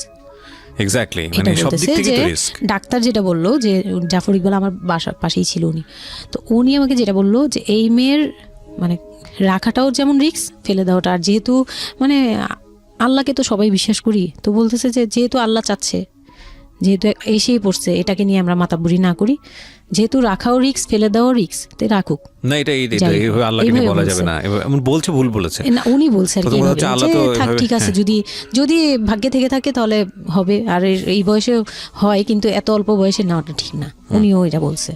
তো ওইভাবে ইয়ে করার পরে তো আমি তো রাখছি ঠিকই, কিন্তু আমি তো মানে ওই সময়টা তো ভালোই গেছে। বাচ্চাটা হওয়ার পরে তো আমি বুঝতে পারছি যে আসলে জিনিসটা যে আমার পুরো কত বড় একটা ইয়ে ছিল। এখন আপনার হাজবেন্ড হ্যাপি না, সে চিন্তিত বিষয়টা নিয়ে। তারপর কি হলো? তারপরে থেকে তার মধ্যে আমার মধ্যে একটা বিরাট গ্যাপ তৈরি হলো। সে আমার সাথে মানে টোটালি মিশে না। ওকে। ওই সময় থেকে যখন শুনলো, রাতে 3টা-4টা বাজেও আসে বাসায়, তার মধ্যে একদম পুরো চেঞ্জিং চলে আসলো হঠাৎ করেই। ওকে। কি কারণে জানি না, মানে আমি নিজেও জানি না আমার কি ভুল ছিল বা কি, আমি নিজেও বুঝছিলাম না তখন। ওই সময় একদিন আসলো রাতে 3:30 না 3টার দিকে, হ্যাঁ 3টার পরে আর কি আসছে। আসার পরে আমি ওই দিন খুব খেপলাম যে প্রত্যেক রাতে আমি একটা অসুস্থ মানুষ, আমি রাত জেগে আপনার জন্য ভাত নিয়ে বসে থাকি, আপনি প্রত্যেক রাতে এরকম লেট করে আসেন, আমাকে গেট খুলে দিতে হয়, আমি ঘুম থেকে উঠেও গেট খুললে আমার খুব কষ্ট হয়, সিঁড়িটা বেয়ে নেমে আমার গেটটা খুলতে হয়, আমার ভয়ও লাগে, আমি কখনো বাসায় একা থাকিনি। ওই প্রথম মানে আমাকে সে চুলে ধরে সে টেনে ও সিঁড়ি দিয়ে নামাইছে, মানে নামায় সে আমাকে বের করে দিবে এখনই। হ্যাঁ, এত বড় ইয়ে হয়ে গেছে, সাহস হয়ে গেছে, এক্ষুনি বাসা থেকে বের হও। সে কিন্তু নেশাও করে নাই, কিচ্ছু না, সুস্থ একটা মানুষ, এরকম করতেছে। তো তার ভাই বোনগুলো এসে বলতেছে আপনি কি মানুষজন কি বলবে, তারা মানুষজনের চিন্তা করতেছে, কিন্তু আমার যে টর্চার হচ্ছে এটা বলতেছে না। এইটা আরেকটা বিষয়, এই যে এগুলো বিষয় আসলে না আমার মেজাজ খুব খারাপ হয়ে যায়। যাই হোক, আপনি যেটা আনছেন আমি খুব সেন্সিটিভ একটা বিষয় একটু কথা বলতে চাই। সেটা হচ্ছে এই যে আপনারা যে তো মানুষজন চিন্তা করেন, নিজের ঘরের ভিতরে একটা মানুষ ঠিক নাই, এটা আমি আপনাদের কথা বলছি না, এটা বাংলাদেশের সামাজিক অবস্থার চিত্র। সেটা হচ্ছে আমরা নিজের ঘরের মধ্যে অনেক সময় দেখা যায় যে আপনারা যখন ঘরের মধ্যে একটা বিপদে পড়েন, আপনার চারপাশের লোকজনকে এসে আপনার সেটা সলভ করে। তো ফার্স্ট আপনি ঘরের কথা আগে চিন্তা করেন, আপনার মেয়ে কীভাবে ভালো থাকবে সেটার কথা চিন্তা করেন, আপনার ছেলেটা কীভাবে ভালো থাকবে সেই কথাটা চিন্তা করেন। এতে যদি আপনার দুর্নাম হয়ও কিছুটা, সেটা আপনার ওভারলুক করা উচিত। বরং আপনি যাদের কথা চিন্তা করে এই ছেলে মেয়েদের প্রতি খারাপ আচরণ করতেছেন, আপনার ছেলে মেয়ে খারাপ থাকার কারণে একটা সময় গিয়ে সেটা আউটব্রাস্ট হবেই। যেই মান সম্মানের কথা আপনি চিন্তা করতেছেন, সেই মান সম্মান আরও বেশি পরিমাণে ক্ষতিগ্রস্ত হবে। আমাদের সমস্যাটাই হচ্ছে এই জায়গাটায়, আমরা চারপাশের ঘরের লোকজন কি মনে করবে সেটা চিন্তা করি, অথচ চারপাশের ঘরের লোকজন কারা বসবাস করে, কোথা থেকে আসছে, কি অবস্থা, সেই খোঁজ খবর আমরা রাখি না। কিন্তু আমাদের মান ইজ্জত তাদের হাতে। স্টুপিড মানে ফিলসফি নিয়ে আমরা আমাদের সোসাইটিতে চলি, and it's a very important thing, এবং এগুলোর পরিবর্তন হওয়া উচিত। তো তারপরে কি হলো? তারপর এই হলো ফার্স্ট এই গেল, এইটার পরে এরপর থেকে চলতেছে কন্টিনিউ, মানে এরকম আচরণই করছে সে আমার সাথে। একটু সময় 4 মাসের সময়টা খুব ক্রুশিয়াল একটা মোমেন্ট, খুবই ক্রুশিয়াল একটা মোমেন্ট। হ্যাঁ, সকালে উঠে আমার রুটি বানাতে হতো কন্টিনিউ, সে বাইরের নাস্তা খাবে না, তাকে রুটি বানিয়ে খাওয়াতে হবে। ওই অবস্থায় আমি মানে সকালে উঠে ঘুম থেকে উঠে রুটি বানাতাম ওর ভাই বোনের জন্য, ওর জন্য, সবার জন্য বানাতাম। এটা না আমাদের সমাজের ছেলেরা না বুঝতেই চায় না, এবং এটা নিয়ে আমাদের কোনো শিক্ষা নাই। আসলে আমি মানে দেখলাম যে এতটা বড় কিভাবে আমি আমার নিজেকে জড়িয়ে ওই কথাটা বলছি, কারণ আমি তো নিজেও বাবা হয়েছি, আমি নিজে থেকেও বুঝি জিনিসটা। মানে এই যে পরিবর্তনটা সমাজ, মানে পরিবারে যখন নতুন একজন সদস্য আসে, সবচেয়ে বড় প্রেশারটা ফিল করে হচ্ছে মা, কারণ তার লাইফ রিস্ক হয়ে যায়। কিন্তু এখানে বাবার যে দায়িত্বটা, খুব মজার বিষয় হচ্ছে, আমি আমার নিজের এক্সপিরিয়েন্সের জায়গা থেকেই বলতেছি, যে বাবার দায়িত্বের জায়গাটা বোঝা শুরু হয় সন্তান দুনিয়াতে আসার পর থেকে, এবং তাও ইমিডিয়েটলি আসে না।